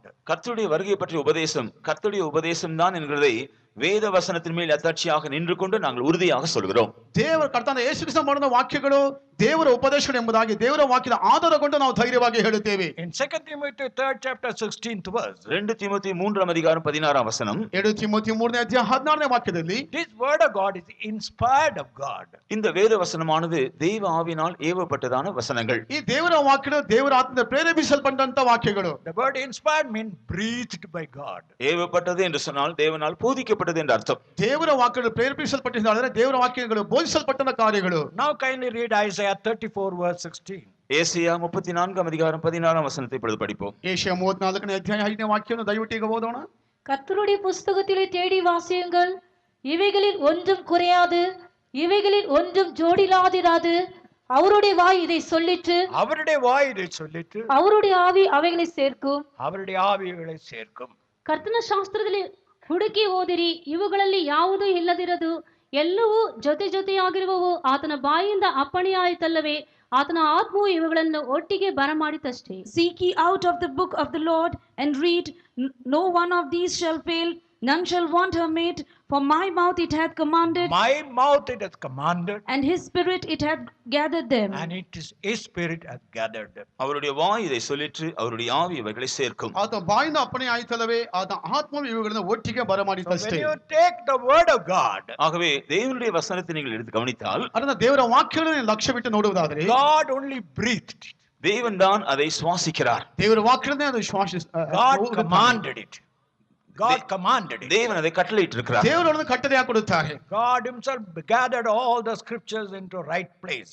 தேவன் தாமே வேத வசனங்கள் எல்லாம் அதற்குரிய சரியான இடத்தில் சேர்த்து வைத்திருக்கிறார். ದೇವರು ಅಂತಂದ ವಾಕ್ಯಗಳನ್ನು ಸರಿಯಾಗಿ ಎಲ್ಲಿ ಸೇರಿಸಬೇಕು ಅವರನ್ನು ಸೇರಿಸಿಟ್ಟಿರುವರು. That's why Jesus told in John's Gospel 10th chapter verse 35. ஆகவேதான் யோவான் சுவிசேஷம் 10ஆம் அதிகாரம் 35ஆம் வசனத்தில் இயேசு சொன்னார், ಅದಕ್ಕಾಗಿ ಯೋಹಾನ ಬರೆದ ಸುವಾರ್ತೆ 10ನೇ ಅಧ್ಯಾಯ 35ನೇ ವಾಕ್ಯದಲ್ಲಿ ಯೇಸು ಹೇಳುವಾಗ, Word of God cannot be broken. தேவனுடைய வசனம் ஒரு நாள் முறிக்கப்பட முடியாது. ದೇವರ ವಾಕ್ಯ ಎಂದಿಗೂ ಸಹ ಮುರಿಯಲ್ಪಡುವುದಿಲ್ಲ. So today we stand on the inspired word of God and tell you that the Lord is coming back again. ஆகவே தேவனுடைய ஆவினால் ஏவப்பட்டதான அந்த தேவனுடைய வசனத்தின் மேல் அத்தாட்சியாக இருந்து கொண்டு இயேசு கிறிஸ்து மறுபடியுமாய் திரும்பி வருகிறார் என்கிறதை நாங்கள் தைரியமாய் உங்களுக்கு முன்பாக இன்றைக்கு நாங்கள் சொல்கிறோம். ದೇವರ ವಾಕ್ಯಗಳ ಆಧಾರವಾಗಿ ಇಟ್ಟುಕೊಂಡು ಕರ್ತನ ಯೇಸು ಕ್ರಿಸ್ತ ಹಿಂದಿರುಗಿ ಬರುತ್ತೇವೆ ಎಂಬ ಅಂಶವನ್ನು ನಾವು ಧೈರ್ಯವಾಗಿ ನಿಮ್ಮ ಮುಂದೆ ನಾವು ನುಡಿಯುತ್ತಿದ್ದೇವೆ. In the book of Revelation chapter 22 we read, வெளிப்படுத்தின விசேஷம் 22ஆம் அதிகாரத்தில் நாம் படிக்கிறோம். ಪ್ರಕಟಣೆ ಗ್ರಂಥ 22ನೇ ಅಧ್ಯಾಯದಲ್ಲಿ ಓದುವಾಗ, we are not to add anything to the word of God, we cannot take anything outside the word of God. வேத வசனத்தோடு நாம் ஒன்றையும் கூட்ட முடியாது, அதிலிருந்து ஒன்றையும் குறைக்கவும் கூடாது. ದೇವರ ವಾಕ್ಯದ ಯಾವುದನ್ನು ತೆಗೆದು ಹಾಕಬಾರದು, ದೇವರ ವಾಕ್ಯದ ಯಾವುದನ್ನು ಸಹ ಸೇರಿಸಬಾರದು. Many people preach the word of God, they mix it with so many other human wisdom and preach it. அநேகர் வேத வசனங்களை தங்களுடைய மனுஷீக ஞானத்தோடு சேர்த்து பேசுகிறார்கள். ಅನೇಕರು ದೇವರ ವಾಕ್ಯವನ್ನು ಓದುವಂತ ಸಮಯದಲ್ಲಿ ಮಾನಸಿಕ ರೀತಿಯಾದ ಜ್ಞಾನದೊಂದಿಗೆ ಕಲಬೆರಕೆ ಮಾಡಿ ಮಾತಾಡುತ್ತಾರೆ. But as the Lord guided us, we are able to give you the word of God as it is. ஆனால் தேவன் எங்களை நடத்துகிறதற்கு ஏற்ற விதமாக தேவனுடைய வசனத்தை இருக்கிற வண்ணமாக நாங்கள் போதிக்கிறோம். ಆದರೆ ದೇವರಿಂದ ನಾವು ನಡೆಸಲ್ಪಡುವಂತ ರೀತಿಯಲ್ಲಿ ದೇವರ ವಾಕ್ಯಗಳು ಇರುವಂತ ರೀತಿಯಲ್ಲೇ ನಾವು ನಿಮಗೆ ಬೋಧಿಸುತ್ತೇವೆ. Now these are the proofs that I gave from the word of God. இந்த அத்தாட்சிகள் எல்லாம் வேத வசனத்தில் தான் உங்களுக்கு நான் ಈ கொடுக்கிறேன். ಎಲ್ಲ ಆಧಾರಗಳನ್ನು ಸತ್ಯವೇದ ಮೂಲಕವಾಗಿ ನಾವು ನಿಮಗೆ ಕೊಡುತ್ತಿದ್ದೇವೆ. Now I will give some proofs from outside how we can prove that the word of God is the inspired word of God. தேவனுடைய வசனம் தேவனுடைய ஆவினால் ஏவப்பட்ட வசனம் தான் என்கிறதை அது உண்மை என்கிறதை இனி வெளியே இருந்து சில உதாரணங்கள் மூலமாக நான் உங்களுக்கு சொல்லுகிறேன். ಈಗ ದೇವರ ವಾಕ್ಯ ನಿಜ ಎಂಬ ವಿಷಯಗಳನ್ನು ಹೊರಗಿರುವಂತ ಕೆಲವು ವಿಷಯಗಳ ಮೂಲಕವಾಗಿ ನಾವು ನಿಮ್ಮ ಮುಂದೆ ನಿರೂಪಿಸಿ ತೋರಿಸಿಕೊಡುತ್ತೇವೆ. In one particular university, ஒரு குறிப்பிட்ட பல்கலைக்கழகத்தில் ಒಂದು ವಿಶ್ವವಿದ್ಯಾಲಯದಲ್ಲಿ they created a kind of a sea atmosphere, a kind of a water tank. அவர்கள் ஒரு தண்ணீர் தொட்டி காணப்படக்கூடியதான ஒரு சூழ்நிலையில் காணப்படக்கூடிய ஒரு காரியத்தை அவர்கள் உண்டாக்கினார்கள். ಒಂದು ನೀರಿನ ತೊಟ್ಟಿಯನ್ನು ಸಮುದ್ರದಲ್ಲಿ ಉಂಟು ಮಾಡುವಂತ ಅದೇ ರೀತಿಯಲ್ಲಿ ಉಂಟು ಮಾಡಿದ ಒಂದು ಸಂದರ್ಭವನ್ನು ಒಂದು ಸನ್ನಿವೇಶವನ್ನು ಉಂಟು ಮಾಡಿದರು. They created a kind of a almost a sea type water gushing out from the bottom. அந்த தண்ணீர் தொட்டியின் கீழே கடல் தண்ணீர் வேகமாய் பாய்ந்து வரக்கூடியதான ஒரு அப்படிப்பட்ட ஒரு நிலைமையில் அதை உண்டாக்கி ಆ இருந்தார்கள். ತೊಟ್ಟಿಯ ಕೆಳಗಡೆ ಯಾವ ರೀತಿಯಾಗಿ ಸಮುದ್ರದ ನೀರು ಹಾದು ಬರುತ್ತದೋ ಅಂತ ಒಂದು ಸನ್ನಿವೇಶನ ಅವರು ಸೃಷ್ಟಿಸಿದರು. They made so many model ships. அவர்கள் அநேக மாதிரியான கப்பல்களை உண்டாக்கி இருந்தார்கள். ಅನೇಕ ರೀತಿಯ ಮಾದರಿಯ ಒಂದು ಹಡಗುಗಳನ್ನು ಉಂಟು ಮಾಡಿದರು. And they also made a ship according to the measurement God gave to Noah. நோவாவுக்கு தேவன் சொன்ன அளவிற்கு ஏற்றபடி ஒரு கப்பலையும் கூட அவர்கள் செய்தார்கள். ಅದೇ ಸಂದರ್ಭದಲ್ಲಿ ನೋಹನಿಗೆ ಹೇಳಿದಂತ ಅವನ ಅಳತೆಗೆ ತಕ್ಕಂತ ಒಂದು ಹಡಗನ್ನು ಸಹ ಉಂಟು ಮಾಡಿದರು. They allowed all these models to float on that water. இந்த அவர்கள் செய்த மாதிரியாக செய்த எல்லா கப்பல்களையும் அந்த தண்ணீரின் மேல் மிதக்க வைத்தார்கள். ಮಾದರಿಯಾಗಿ ಮಾಡಲ್ಪಟ್ಟಂತ ಎಲ್ಲ ಹಡಗುಗಳು ಆ ನೀರಿನ ಮೇಲೆ ಕಾಣಲ್ಪಟ್ಟಿತ್ತು. All the models failed. மற்ற எல்லா மாதிரியாய் செய்யப்பட்டதான கப்பல்கள் எல்லாம் தோல்வி அடைந்து விட்டன. ಎಲ್ಲಾ ಮಾದರಿಯಾಗಿ ಮಾಡಲ್ಪಟ್ಟಂತ ಒಂದು ಹಡಗುಗಳು ಸಹ ಅದು ಯಾವುದಕ್ಕೆ ಪ್ರಯೋಜನ ಇಲ್ಲದೆ ಹೋಗಿಬಿಟ್ಟಿತು. Only ship which was built according to the measurement God gave to Noah stood. நோவாவுக்கு தேவன் கொடுத்ததான அளவிற்கு ஏற்றபடி செய்யப்பட்ட அந்த மாதிரியான கப்பல் மாத்திரமே அந்த தண்ணீர் மேல் நிலையாக நின்றது. ನೋಹನಿಗೆ ಕೊಡಲ್ಪಟ್ಟಂತ ಒಂದು ಅಳತೆಗೆ ತಕ್ಕಂತೆ ಮಾಡಲ್ಪಟ್ಟಂತ ಒಂದು ಹಡಗು ಮಾತ್ರವೇ ಆ ಒಂದು ನೀರಿನಲ್ಲಿ ನಿಲ್ಲಲಿಕ್ಕೆ ಸಾಧ್ಯವಾಯಿತು. They said this is really the word of God. அப்பொழுது சொன்னார்கள் இது உண்மையாக தேவனுடைய வசனம் தான். ಆಗ ಅವರು ಹೇಳಿದರು ಇದು ನಿಜವಾಗಿ ದೇವರ ವಾಕ್ಯವೇ ಎಂಬುದಾಗಿ. In Isaiah chapter 40 verse 22. ஏசாயா 40 அதிகாரம் 22ஆம் வசனத்தில் ಏಷಯ 40ನೇ ಅಧ್ಯಾಯ 22ನೇ ವಾಕ್ಯದಲ್ಲಿ Read it please. அவர் பூமி உருண்டையின் மேல் வீற்றிருக்கிறவர், அதன் குடிகள் வெட்டுக்கிளிகளைப் போல இருக்கிறார்கள். அவர் வானங்களை வெள்ளிய திரையாக பரப்பி ಅವುಗಳೇ ಕುಡಿಯಿರುವುದಾದ ಕೂಡಾರமாக ವಿರಿಕ್கிறார். ಭೂಮಂಡಲ ನಿವಾಸಿಗಳು ಮಿಡತೆಗಳಂತೆ ಸಣ್ಣಗೆ ಕಾಣಿಸುವಷ್ಟು ಉನ್ನತವಾದ ಆಕಾಶದಲ್ಲಿ ಆತನು ಆಸೀನನಾಗಿದ್ದಾನೆ. ಆಕಾಶ ಮಂಡಲವನ್ನು ನವರು ಬಟ್ಟೆಯಂತೆ ಹರಡಿ ನಿವಾಸದ ಗುಡಾರದಂತೆ ಎತ್ತಿ ಕಟ್ಟಿದ್ದಾನೆ. It is he that sitteth upon the circle of the earth, and the inhabitants thereof are as grasshoppers, that stretcheth out the heavens as a curtain, and spreadeth them out as a tent to dwell in. Isaiah wrote, the Lord sitteth on the circle of the earth. ஏசாயா கர்த்தர் பூமியின் உருண்டையின் மேல் வீற்றிருக்கிறார் என்று எழுதி இருக்கிறார். ಏಷಯ ಪ್ರವಾದಿ ಕರ್ತನು ಭೂಮಂಡಲದ ಮೇಲೆ ನಿಂತಿದ್ದಾನೆ ಎಂಬುದಾಗಿ ಹೇಳುತ್ತಾನೆ. He wrote it nearly 800 years before Christ. கர்த்தராக இயேசு கிறிஸ்து இந்த பூமியில் வருவதற்கு ஏறக்குறைய 800 வருஷங்களுக்கு முன்பாக அவன் எழுதி இருந்தான். ಕರ್ತನಾದ ಯೇಸು ಕ್ರಿಸ್ತನು ಭೂಮಿಗೆ ಬರೋದಕ್ಕೆ ಮುಂಚಿತವಾಗಿ ಸುಮಾರು 800 ವರ್ಷಗಳ ಹಿಂದೆ ಬರೆಯಲ್ಪಟ್ಟಂತ ಕಾರ್ಯಗಳಾಗಿವೆ. But only almost Galileo later he proved earth is not surface, it's a circle. ஆனால் கலிலியோ அதன் நீண்ட நாட்களுக்கு பிறகு பூமியானது தட்டையானது அல்ல, அது உருண்டையானது என்கிறதை நிரூபித்தார். ಗಲಿಲಿಯಾಯನು ಅನೇಕ ವರ್ಷಗಳ ನಂತರವೇ ಭೂಮಿಯಾದ ಒಂದು ತಟ್ಟೆಯ ಆಕಾರವಲ್ಲ, ಅದು ಒಂದು ಮಂಡಲವಾಗಿದೆ ಎಂಬುದಾಗಿ ಹೇಳುತ್ತಾರೆ. In Genesis 3rd chapter 19th verse, ஆதியாகமம் 3ஆம் அதிகாரம் 19ஆம் வசனத்தில் ಆದಿಕಾಂಡ 3ನೇ ಅಧ್ಯಾಯ 19ನೇ ವಾಕ್ಯದಲ್ಲಿ God told Adam, தேவன் ஆதாமுக்கு சொன்னார், ದೇವರು ಆದಾಮನಿಗೆ ಹೇಳಿದರು, you are dust. நீ மண்ணா இருக்கிறாய். ನೀನು ಧೂಳಾಗಿದ್ದಿ. So a scientist took a lump of clay. ஆகவே விஞ்ஞானிகள் ஒரு களிமண்ணை கொஞ்சம் எடுத்து ವಿಜ್ಞಾನಿಗಳು ಸ್ವಲ್ಪ ಜೇಡಿ ಮಣ್ಣನ್ನು ಕೈಯಲ್ಲಿ ತೆಗೆದುಕೊಂಡು They began to analyze the chemicals in that clay. அந்த களிமண்ணில் இருக்கிறதான தாது பொருட்களை ரசாயன பொருட்களை ஆராய்ந்து பார்த்தார்கள். ಅವರು ಜೇಡಿ ಮಣ್ಣಲ್ಲಿ ಕಂಡುಬರುವಂತ ರಸಾಯನ ವಸ್ತುಗಳನ್ನು ಅವರು ಕಂಡುಹಿಡಿದರು. They found out these particular chemicals. அவர்கள் ஒரு குறிப்பிட்ட ரசாயன பொருளை கண்டுபிடித்தார்கள். ಅವರು ಇಂತ ಒಂದು ನಿರ್ದಿಷ್ಟವಾದ ರಸಾಯನ ವಸ್ತುಗಳನ್ನು ಕಂಡುಹಿಡಿದರು. First of all, calcium. முதலாவதாக கால்சியம், ಮೊದಲಾಗಿ ಕ್ಯಾಲ್ಸಿಯಂ, Second, phosphorus. இரண்டாவதாக பாஸ்பரஸ், ಎರಡನೇದಾಗಿ ಫಾಸ್ಫರಸ್, Third, potassium. மூன்றாவது பொட்டாசியம், ಮೂರನೇದಾಗಿ ಪೊಟ್ಯಾಷಿಯಂ, Fourth, sodium. நான்காவது சோடியம், ನಾಲ್ಕನೇದಾಗಿ ಸೋಡಿಯಂ, Fifth, magnesium. ஐந்தாவதாக மெக்னீசியம், ಐದನೇದಾಗಿ ಮ್ಯಾಗ್ನೀಷಿಯಂ, Sixth, iron. ஆறாவதாக இரும்பு, ಆರನೇದಾಗಿ ಕಬ್ಬಿಣ, Seventh, oxygen. ஏழாவதாக ஆக்சிஜன், ಏಳನೇದಾಗಿ ಆಮ್ಲಜನಕ, Eighth, chlorine. எட்டாவதாக குளோரின், ಎಂಟನೇದಾಗಿ ಕ್ಲೋರಿನ್, Ninth, carbon. ஒன்பதாவதாக கார்பன், ಒಂಬತ್ತನೇದಾಗಿ ಕಾರ್ಬನ್, 10th, hydrogen. பத்தாவதாக ஹைட்ரஜன், ಹತ್ತನೇದಾಗಿ ಹೈಡ್ರೋಜನ್, 11th, nitrogen. 11வது நைட்ரஜன், 11ನೇದಾಗಿ ನೈಟ್ರೋಜನ್, 4th, sulfur. அதன் பின்பு கந்தகம். ನಂತರ sulphur. All these chemicals were found in a man's body also. இந்த எல்லா ரசாயன பொருட்களும் மனுஷனுடைய சரீரத்திலும் ಈ காணப்படுகிறது. ಎಲ್ಲ ರಸಾಯನ ವಸ್ತುಗಳು ಸಹ ಮನುಷ್ಯನ ದೇಹದಲ್ಲಿ ಕಂಡುಬಿಡುತ್ತಿವೆ. So when God told you are a dust, it is not an imagination, it is a scientifically proved message. ஆகவே தேவன் மனுஷனை பார்த்து நீ மண்ணா இருக்க என்று சொல்லும் பொழுது அதே இது ஒரு கற்பனை கதை அல்ல, ವಿಜ್ಞಾನ ರೀತಿಯಲ್ಲಿ ನಿರೂಪಿಸಲ್ಪಟ್ಟದಾன ஒரு ಉண்மைಯಾகும். ದೇವರ ಮನುಷ್ಯನ ನೋಡಿ ನೀವು ಮಣ್ಣಾಗಿದ್ದೀವಿ ಅಂತ ಹೇಳಿದ್ದಾರೆ, ಏನನ್ನು ಉಂಟು ಮಾಡಲ್ಪಟ್ಟಂತ ಒಂದು ಕಥೆಯಲ್ಲ, ಅದು ನಿಜವಾಗಿ ದೇವರ ವಾಕ್ಯದ ಮೂಲಕ ಹೇಳಲ್ಪಟ್ಟಂತ ಕಾರ್ಯಗಳೇ. There are many proofs, but I will give only one more proof. இதே போல இன்னும் ಅನೇಕ ಅತ್ತಾட்சிகள் ಉಂಟು, ಅದು ಆಧಾರಗಳು ಉಂಟು. ಇನ್ನು ಒರೇ ಒಂದು ಅತ್ತಾட்சி ನಾನು ಈ ಕಾಣ್ಬೇಕಿದೆ. ರೀತಿಯಾಗಿ ಎಷ್ಟೋ ಪುರಾವೆಗಳು ಉಂಟು, ಆದರೆ ಇನ್ನೊಂದು ಪುರಾವೆಯನ್ನು ನಿಮ್ಮ ಮುಂದೆ ಇಡುತ್ತೇನೆ. Read Ecclesiastes 1st chapter verse 6. பிரசங்கி 1ஆம் அதிகாரம் 6ஆம் வசனத்தை படிப்போம். ಪ್ರಸಂಗಿ 1ನೇ ಅಧ್ಯಾಯ 6ನೇ ವಾಕ್ಯವನ್ನು ಓದೋಣ. காற்று தெற்கே போய் வடக்கே சுற்றி சுழன்று சுழன்று அடித்து தன் சுற்றின இடத்துக்கே திரும்பவும் வரும். The wind goeth toward the south and turneth about unto the north. It whirleth about continually, and the wind returneth again according to its circuits. ಗಾಳಿಯು ತೆಂಕಣಕ್ಕೆ ಬೀಸಿ ಬಡಗಣಕ್ಕೆ ತಿರುಗುವುದು, ಅದು ತಿರುಗುತ್ತಾ ಹೋಗಿ ತಿರುಗುತ್ತಾ ಬರುವುದು. Scientists have found out. விஞ்ஞானிகள் கண்டுபிடித்தார்கள். ವಿಜ್ಞಾನಿಗಳು ಈ ರೀತಿಯಾಗಿ ಕಂಡುಹಿಡಿದವರು. The wind starts from here, go to the north equator. காற்று north pole, புறப்பட்டு north pole, வட துருவத்திற்கு போகிறது. ಗಾಳಿ ಅದು ಹೊರಟು ಅದು ಉತ್ತರ ದಿಕ್ಕಿಗೆ ಹೋಗುತ್ತದೆ, and come back to south pole. மறுபடியும் அது தென் துருவத்துக்கு வருகிறது. ನಂತರ ಅದು ದಕ್ಷಿಣ ದಿಕ್ಕಿಗೆ ಬರುತ್ತದೆ. It makes a kind of a circuit. அது ஒரு இதே போல ஒரு வட்டத்தை அது உருவாக்குகிறது. ಅದು ಸಹ ಸುತ್ತುತ್ತಾ ಬರುತ್ತದೆ. They found it only 17th century about this circling. இவ்விதமாக காற்று ஒரு சுற்றி சுற்றி ஒரு வட்டம் போல வருகிறது என்கிறதை 17ஆம் நூற்றாண்டில் தான் கண்டுபிடித்தார்கள். ಇಂಥ ಗಾಳಿ ಸುತ್ತುತ್ತಾ ಬರುತ್ತೆ ಎಂಬ ಅಂಶವನ್ನು 17ನೇ ಶತಮಾನದಲ್ಲಿ ಕಂಡುಹಿಡಿದರು. And they also found out the wind has got a specific pattern by which it rotates. காற்றானது அது சுழன்று வருவதற்கு அதற்கேற்றதான ஒரு முறை இருக்கிறது என்கிறதை அவர்கள் கண்டுபிடித்தார்கள். ಗಾಳಿ ಅದು ಸುತ್ತುತ್ತಾ ಬರುವಂತ ಒಂದು ಬರುತ್ತದೆ ಎಂಬ ಅಂಶವನ್ನು ಸಹ ಅವರು ಕಂಡುಹಿಡಿದರು.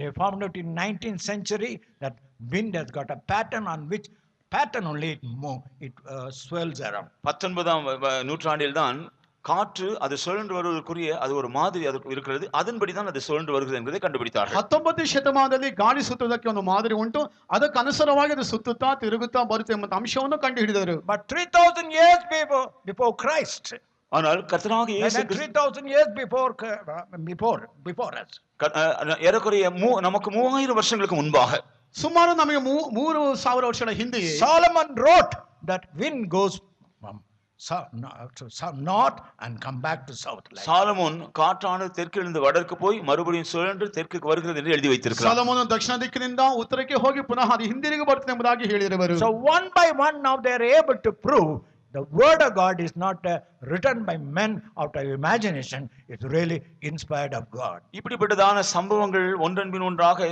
நடக்கிறது மூலமாக தேவனுடைய வசனமானது மனுஷனுடைய கற்பனையினால் எழுதப்பட்டதல்ல, அது ஆவியினால் எழுதப்பட்ட வசனங்கள் என்கிறதை அவர்கள் நிரூபித்துக் கொண்டு வருகிறார்கள். ಒಂದೊಂದು ವಾಕ್ಯವನ್ನು ಗಮನಿಸುವಂತ ಸಮಯದಲ್ಲಿ ಮನುಷ್ಯನ ಊಹಾಪೋಹಕ್ಕೆ ಅನುಸಾರವಾಗಿ ಬರೆಯಲ್ಪಟ್ಟ ವಾಕ್ಯಗಳೆಲ್ಲ ದೇವರ ಆತ್ಮದ ಪ್ರೇರಿತವಾಗಿ ಬರೆಯಲ್ಪಟ್ಟ ವಾಕ್ಯಗಳಾಗಿವೆ. Also we will be meditating about the prophecies which are being fulfilled in our own lifetime. நம்முடைய ஜீவிய காலத்திலேயே நிறைவேறி இருக்கிறதான தீர்க்க தரிசனங்களை குறித்து நாம் கவனிப்போம். ನಮ್ಮ ಜೀವಮಾನ ಕಾಲದಲ್ಲಿ ನೆರವೇರಿಸಲ್ಪಟ್ಟಿರುವಂತಹ ಕೆಲವು ಒಂದು ಪ್ರವಾದಿ ವಾಕ್ಯಗಳನ್ನು ಸಹ ನಾವು ಗಮನಿಸಬಹುದು. And also the world events confirm the word of God is inspired of the word of God. உலகத்தில் நடக்கிற சம்பவங்கள் கூட வேத வசனம் தேவனுடைய ஆவியினால் ஏவப்பட்டு எழுதப்பட்டது என்கிறதை நிரூபிக்கின்றன. ಲೋಕದಲ್ಲಿ ನಡೆಸಲ್ಪಡುವಂತಹ ಘಟನೆಗಳು ಸಹ ದೇವರ ವಾಕ್ಯಗಳು ದೇವರ ಆತ್ಮದ ಪ್ರೇರೇಪಿಸಲ್ಪಟ್ಟು ಬರೆಯಲ್ಪಟ್ಟ ಕಾರಣ ಎಂಬುದಾಗಿ ನಾವು ನೆನೆಸಿಕೊಳ್ಳಬಹುದು. Dear brother, dear sister, அருமையான சகோதரனே சகோதரியே, ಪ್ರಿಯ ಸಹೋದರನೇ ಪ್ರಿಯ ಸಹೋದರಿ, this word you are believing, this word you are reading is not a human imagination word. நீங்கள் விசுவாசிக்கிறதும் நீங்கள் படிக்கிறதுமான இந்த வேத வசனம்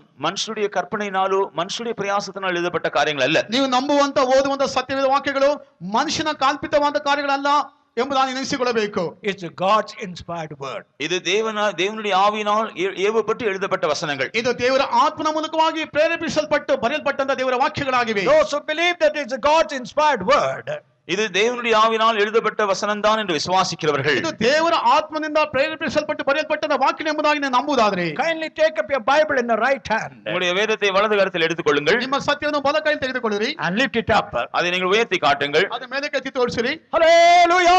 Hallelujah! So today we are standing not on human doctrine but on the word of God. இன்றைக்கு நாங்கள் மனுஷனுடைய போதனை அல்ல, தேவனுடைய உபதேசத்தில் நாங்கள் நின்று ಇಂದು கொண்டிருக்கிறோம். ಮನುಷ್ಯನ ಬೋಧನೆಯಲ್ಲ, ದೇವರ ವಾಕ್ಯದ ಮೇಲೆ ನಾವು ನೆಲೆ ನಿಂತಿದ್ದೇವೆ. Who is this God? இந்த தேவன் யார்? ಈ ದೇವರು ಯಾರು? First of all, is there a God? முதலாவதாக தேவன் ஒருவர் இருக்கிறாரா? ಪ್ರಥಮವಾಗಿ ದೇವರೊಬ್ಬನಿದ್ದಾನೋ? In Psalms 14 verse 1, 14ஆம் சங்கீதம் 1ஆம் வசனத்தில் 14ನೇ ಕೀರ್ತನೆಗಳ 1ನೇ ವಾಕ್ಯದಲ್ಲಿ the fool hath said there is no God. மதிகேடன் தேவன் இல்லை என்று சொல்கிறான். ಬುದ್ಧಿಹೀನನು ದುರ್ಮತಿಗಳು ದೇವರಿಲ್ಲ ಎಂಬುದಾಗಿ ಹೇಳುತ್ತಾರೆ. Why is such a man who say no God is a fool? ஏன் தேவன் இல்லை என்று சொல்கிற மனுஷன் மதிகேடன்? ಯಾವುದಕ್ಕಾಗಿ ದೇವರಿಲ್ಲ ಎಂಬುದಾಗಿ ಹೇಳುವಂತ ಮನುಷ್ಯನ ಅವನ ಬುದ್ಧಿಹೀನನು? According to Romans 1st chapter 20 and 21, ரோமர் 1ஆம் அதிகாரம் 20, 21ஆம் வசனங்களின்படி, ರೋಮಪುರಕ್ಕೆ ಬರೆದ ಪತ್ರಿಕೆ 1ನೇ ಅಧ್ಯಾಯ 20ನೇ ವಾಕ್ಯ ಹಾಗೂ 21ನೇ ವಾಕ್ಯಕ್ಕೆ ಅನುಸಾರವಾಗಿ, when you look at the world around you, உங்களை சுற்றி இருக்கிறதான உலகத்தை நீங்கள் கவனித்தால், ನಿಮ್ಮ ಸುತ್ತಮುತ್ತಲಿರುವಂತ ಲೋಕವನ್ನು ನೀವು ನೋಡುವುದಾದರೆ, the great mountains, பெரிய மலைகள், ದೊಡ್ಡ ಬೆಟ್ಟಗಳು, the deep oceans, ஆழமான கடல் சமுத்திரங்கள், ಆಳವಾದ ಸಾಗರಗಳು, the dense jungle or forests, அடர்ந்த காடுகள், ಕಾಡುಗಳು, animals, விலங்குகள், ಒಂದು ಪ್ರಾಣಿಗಳು, birds, பறவைகள், ಪಕ್ಷಿಗಳು, fishes, மீன்கள், ಮೀನುಗಳು they all confirm there is a maker behind it. இவைகள் எல்லாம் தங்களை சிருஷ்டித்த, தங்களை உருவாக்கின ஒருவர் உண்டு என்கிறதை அவைகள் உறுதிப்படுத்துகின்றன. ಇವೆಲ್ಲವೂ ಸಹ ನಮ್ಮನ್ನು ಉಂಟು ಮಾಡಿದ ಒಬ್ಬರು ಇದ್ದಾರೆ ಎಂಬುದಾಗಿ ಅದು ನಿರೂಪಿಸುತ್ತವೆ. Among the birds, there are three important birds. பறவைகளில் 3 விதமான முக்கியமான கூட்ட பறவைகள் இருக்கின்றன. ಪಕ್ಷಿಗಳಲ್ಲಿ 3 ಮುಖ್ಯವಾದ ಪಕ್ಷಿಗಳು, 3 ಮುಖ್ಯವಾದ ಪಕ್ಷಿಗಳು ಕಂಡುಬರುತ್ತವೆ. One is a Siberian bird. ஒன்று சைபீரியன் பறவை. ಮೊದಲಾಗಿ ಸೈಬೀರಿಯನ್ ಪಕ್ಷಿಗಳು. It comes from Siberia and crosses over India and comes to northern certain places and to stay in the winter time. அவைகள் சைபீரியா நாட்டிலிருந்து பறந்து வந்து இந்தியாவினுடைய வடபகுதியிலே குளிர் நாட்டில் வந்து தங்க வருகின்றன. ಸೈಬೀರಿಯಾ ದೇಶದ ಹಾದು ಬಂದು ಹೊದಸಾಗಿ ಬಂದು ಈ ಒಂದು ಇಂಡಿಯಾದ ಕೆಲವು ಭಾಗಗಳಿಗೆ ಬಂದು ವಾಸ ಮಾಡುತ್ತವೆ. Sometimes they have to cross over Mount Everest, it seems. சில வேளையில் அவைகள் எவரெஸ்ட் மலையை கூட அவைகள் தாண்டி வரக்கூடியவர்களா இருக்கிறது. ಕೆಲವೊಮ್ಮೆ ಎವರೆಸ್ಟ್ ಪರ್ವತವನ್ನು ಸಹ ದಾಟಿ ಬರಬೇಕಂತೆ. The height of Mount Everest is nearly 28,000 above. Everest மலையினுடைய உயரம் ஏறக்குறைய 28,000 அடி. ಎವರೆಸ್ಟ್ ಪರ್ವತದ ಅವನ ಎತ್ತರವಾದ ಸುಮಾರು 28,000 ಅಡಿ ಎತ್ತರವಾಗಿದೆ. No bird can survive at that feet. அந்த உயரத்திலே எந்த பறவையும் ஜீவனோடு இருக்க முடியாது. ಅವನ ಎತ್ತರದಲ್ಲಿ ಯಾವ ಪಕ್ಷಿಗಳು ಸಹ ಜೀವನದಲ್ಲಿ ಇರಲಿಕ್ಕೆ ಸಾಧ್ಯವಿಲ್ಲ. Now they have found out. ஆனால் இப்பொழுது அவர்கள் கண்டுபிடித்திருக்கிறார்கள். ಈಗ ಅವರನ್ನು ಕಂಡುಹಿಡಿದಿರುವರು. On the top of the Mount Everest there is an air current. Everest மலையினுடைய அந்த உயரத்திலே மின்சார பாயக்கூடியதான ஒரு பகுதி இருக்கிறதா அவர்கள் ಎವರೆಸ್ಟ್ ಪರ್ವತದ ಎತ್ತರ ಭಾಗದಲ್ಲಿ ಒಂದು ವಿದ್ಯುತ್ ಶಕ್ತಿ ಹಾಯುವಂತ ವಿದ್ಯುತ್ ಶಕ್ತಿ ಉಂಟಂತೆ. This Siberian bird comes up and enter in the air current.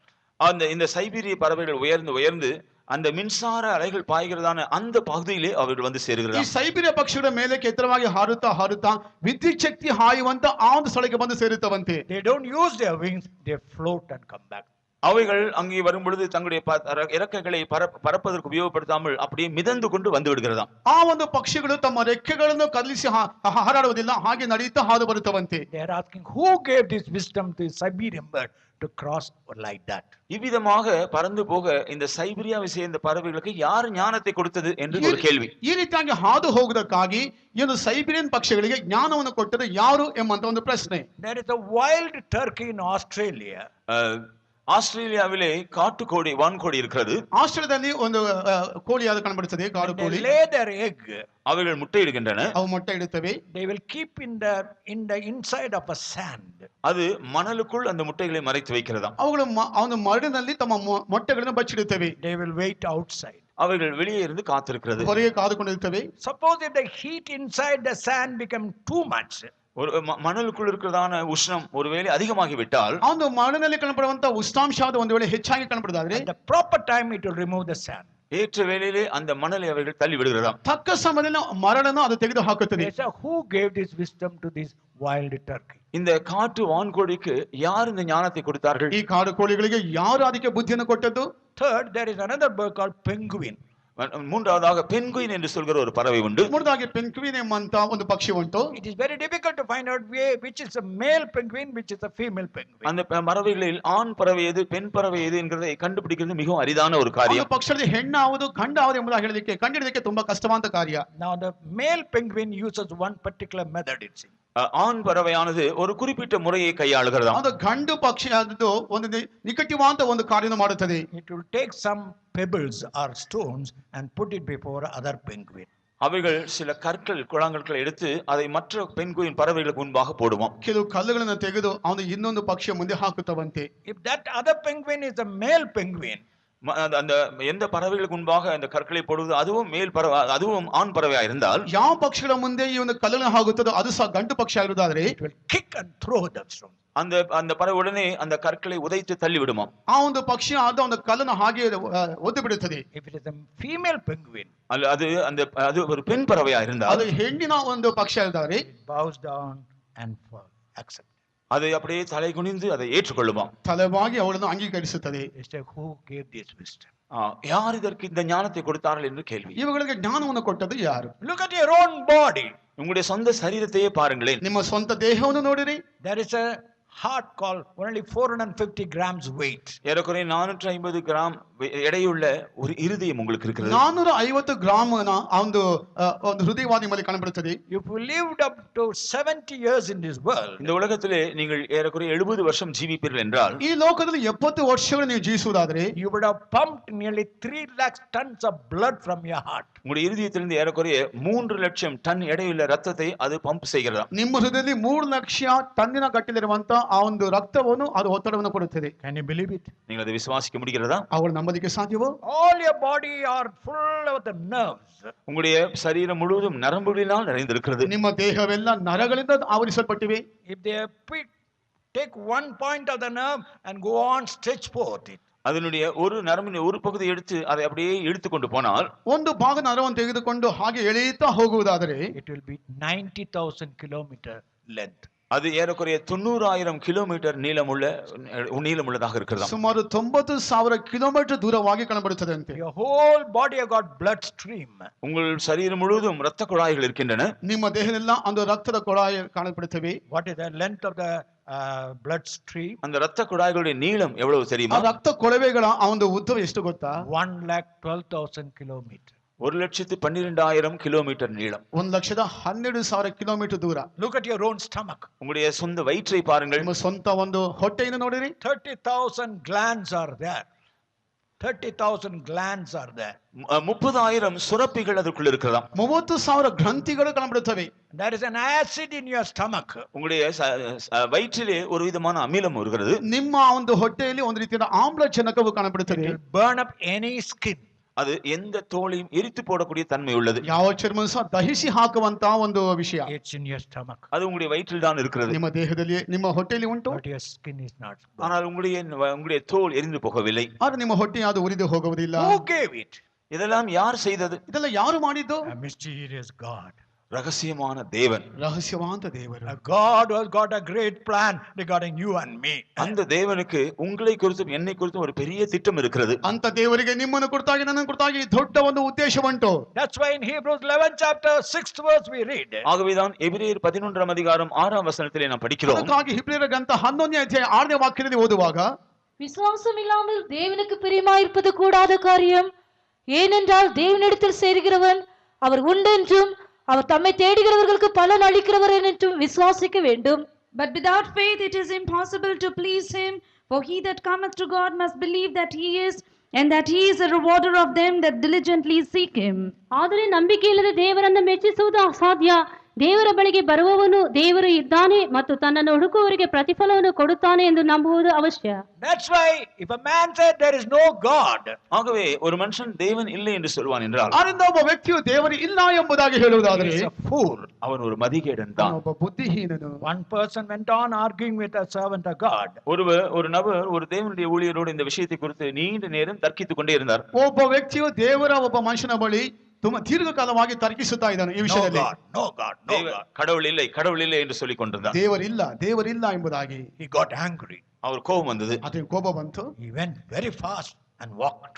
அவர் மிகவும் எழும்பி மிகவும் வேகமாய் நடந்து போனாராம். ಆತ ಎದ್ದು ವೇಗದಿಂದ ನಡೆದು ಹೋದರು. When he walked very fast, வேகமாய் நடந்து போன பொழுது ವೇಗವಾಗಿ ನಡೆದು ಹೋಗುವಾಗ there was a stone. He tripped over and fell. ஒரு கல்லிருந்து தடுக்கி கீழே விழுந்து ಒಂದು விட்டார். ಕಲ್ಲಿಂದ ಎಡವಿ ಕೆಳಗೆ ಬಿದ್ದರು. The first word he used in Tamil was, அவர் அந்த சமயத்தில் உபயோகப்படுத்தின முதல் வார்த்தை என்ன தெரியுமா? ಆತನ ಸಮಯದಲ್ಲಿ ತಮಿಳಿನಲ್ಲಿ ಹೇಳಿದಂತ ಮೊಟ್ಟ ಮೊದಲ ವಾಕ್ಯವೇನು ಗೊತ್ತಾ?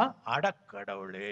அடக்கடவுளே. ಅಡೇ ಕಡವಲೇ. அப்ப இந்த பிரசங்கியார் கேட்டார், 1 மணி நேரம் நீங்க என்னோட தர்க்கம் பண்ணங்கள கடவுள் இல்லைன்னு முதல் வார்த்தை கீழே விழுந்தோடனே சொன்ன வார்த்தை அடக்கடவுளே. Then the preacher told him, you have been arguing with me for 1 hour, but when you fell down, the first word you uttered is ಅಡಕಡவுளே. 1 ಗಂಟೆ ಕಾಲ ನನ್ನ ಬಳಿ ದೇವರಿದೆ ಎಂಬುದಾಗಿ ತರ್ಕ ಮಾಡಿದ್ರಿ, ಕೆಳಗೆ ಬಿದ್ದ ತಕ್ಷಣ ಹೇಳಿದಂತ ಮಾತು ದೇವರೇ, ಅಯ್ಯೋ ದೇವರೇ ಎಂಬುದಾಗಿ.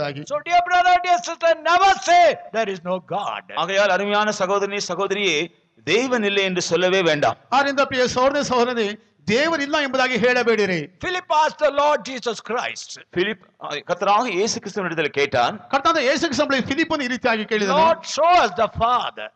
தேவனே, இயேசு ஆண்டவரே, எங்களுக்கு பிதாவை காண்பியும். ಕರ್ತನೇ, ದೇವರನ್ನು ನಮಗೆ ತೋರಿಸು. In John's Gospel 14th chapter, யோவான் சுவிசேஷம் 14ஆம் அதிகாரம் ಯೋಹಾನ ಬರೆದ ಸುವಾರ್ತೆ 14ನೇ ಅಧ್ಯಾಯ 9 and 10 we read. 9ஆம் 10ஆம் வசனங்களை நாம் படிக்கிறோம். 9ನೇ 10ನೇ ವಾಕ್ಯಗಳಲ್ಲಿ, அதற்கு இயேசு, பிலிப்புவே, இவ்வளவு காலம் நான் உங்களுடன் கூட இருந்தும் நீ என்னை அறியவில்லையா? என்னை கண்டவன் பிதாவை கண்டான். அப்படி இருக்க பிதாவை எங்களுக்கு காண்பியும் என்று நீ எப்படி சொல்கிறாய்? நான் பிதாவிலும் பிதா என்னிலும் இருக்கிறதை நீ விசுவாசிக்கிறது இல்லையா? நான் உங்களுடனே சொல்லுகிற வசனங்களை என் சுயமாய் சொல்லவில்லை. என்னிடத்தில் வாசமாயிருக்கிற பிதாவானவரே இந்த ಕ್ರಿಯೆகளை செய்து வருகிறார். ಯೇಸು ಅವನಿಗೆ, ಫಿಲಿಪ್ಪನೇ, ನಾನು ಇಷ್ಟು ದಿವಸ ನಿಮ್ಮ ಸಂಗಡ ಇದ್ದರೂ ನೀನು ಇನ್ನೂ ನನ್ನನ್ನು ಅರಿತುಕೊಳ್ಳಲಿಲ್ಲವೇ? ನನ್ನನ್ನು ನೋಡಿದವನು ತಂದೆಯನ್ನು ನೋಡಿದ್ದಾನೆ. ನಮಗೆ ತಂದೆಯನ್ನು ತೋರಿಸೆಂದು ನೀನು ಹೇಳುವುದು ಹೇಗೆ? ನಾನು ತಂದೆಯಲ್ಲಿದ್ದೇನೆ, ತಂದೆಯು ನನ್ನಲ್ಲಿದ್ದಾನೆ ಎಂದು ನೀನು ನಂಬುವುದಿಲ್ಲವೋ? ನಾನು ನಿಮಗೆ ಹೇಳುವ ಮಾತುಗಳನ್ನು ನನ್ನಷ್ಟಕ್ಕೆ ನಾನೇ ಆಡುವುದಿಲ್ಲ. ತಂದೆಯು ನನ್ನಲ್ಲಿ ಇದ್ದುಕೊಂಡು ತನ್ನ ಕ್ರಿಯೆಗಳನ್ನು ನಡೆಸುತ್ತಾನೆ. Jesus said unto him, Have I been so long time with you, and yet hast thou not known me, Philip? He that hath seen me hath seen the Father. And how sayest thou then, Shewest the Father? Believest thou not that I am in the Father, and the Father in me? The words that I speak unto you, I speak not of myself, but the Father that dwelleth in me, he doeth the works. There is a God. ஒரு தேவன் உண்டு. ಒಬ್ಬ ದೇವರು ಇರುವರು. How can we know that God? நாம் எப்படி அந்த தேவனை அறிந்து கொள்ள முடியும்? ಆ ದೇವರನ್ನು ನಾವು ಯಾವ ರೀತಿಯಾಗಿ ತಿಳಿದುಕೊಳ್ಳಲಿಕ್ಕೆ How ಸಾಧ್ಯ? can we see that God? நாம் எப்படி அந்த தேவனை பார்க்க ಆ முடியும்? ದೇವರನ್ನು ನಮ್ಮಿಂದ ಹೇಗೆ ಕಾಣಲಿಕ್ಕೆ ಸಾಧ್ಯ? Jesus told, He who has seen me has seen God the Father. என்னை கண்டவன் பிதாவை கண்டான் என்று இயேசு சொன்னார். ನನ್ನನ್ನು ನೋಡಿದವನು ತಂದೆಯನ್ನು ನೋಡಿದನು ಎಂಬುದಾಗಿ ಯೇಸು ಹೇಳಿರುವರು. So in Jesus we find our true character of our God. இயேசுவில் தான் தேவனுடைய உண்மையான குணாதிசயத்தை நாம் காணலாம். ಯೇಸುವಿನ ಬಳಿ ನಿಜವಾದ ದೇವರ ಗುಣಾತಿಶಯಗಳನ್ನು ಕಾಣಲಿಕ್ಕೆ ಸಾಧ್ಯವಾಗುತ್ತದೆ. That's why in Hebrews 1st chapter 3rd verse we read. ஆகவேதான் எபிரேயர் 1 அதிகாரம் 3 வசனத்தை நாம் படிக்கும் பொழுது ಅದನ್ನು ಇಬ್ರಿಯರಿಗೆ ಬರೆದ ಗ್ರಂಥ 1ನೇ ಅಧ್ಯಾಯ 3ನೇ ವಾಕ್ಯದಲ್ಲಿ He is the express image of our God. அவர் தேவனுடைய அதே தற்சொரூபமாக இருக்கிறார். ದೇವರ ಅದೇ ಒಂದು ಸ್ವರೂಪವಾಗಿ ಕಾಣಬಿಡುತ್ತಾರೆ. But this Jesus, when he came into the world, இந்த இயேசு பூமியில் வந்த பொழுது ಈ ಯೇಸು ಭೂಮಿಗೆ ಬರುವಾಗ people could not understand that he was God himself. அவர் தேவன்தான் என்று ஜனங்களால் விளங்கிக் கொள்ள முடியவில்லை. ಆತನೇ ದೇವರು ಎಂಬುದಾಗಿ ಜನರಿಂದ ಗ್ರಹಿಸಿಕೊಳ್ಳಲಿಕ್ಕೆ ಸಾಧ್ಯವಾಗಲಿಲ್ಲ. He asked the disciple, what do people say about me? ಶಿಷ್ಯರಿடத்திலே ஜனங்கள் என்னை யார் என்று சொல்கிறார்கள் என்று கேட்டார். ಶಿಷ್ಯರ ಬಳಿ ಜನರು ನನ್ನನ್ನು ಏನೆಂಬುದಾಗಿ ಭಾವಿಸುತ್ತಾರೆ ಎಂಬುದಾಗಿ ಕೇಳಿದಾಗ They say one of the prophets.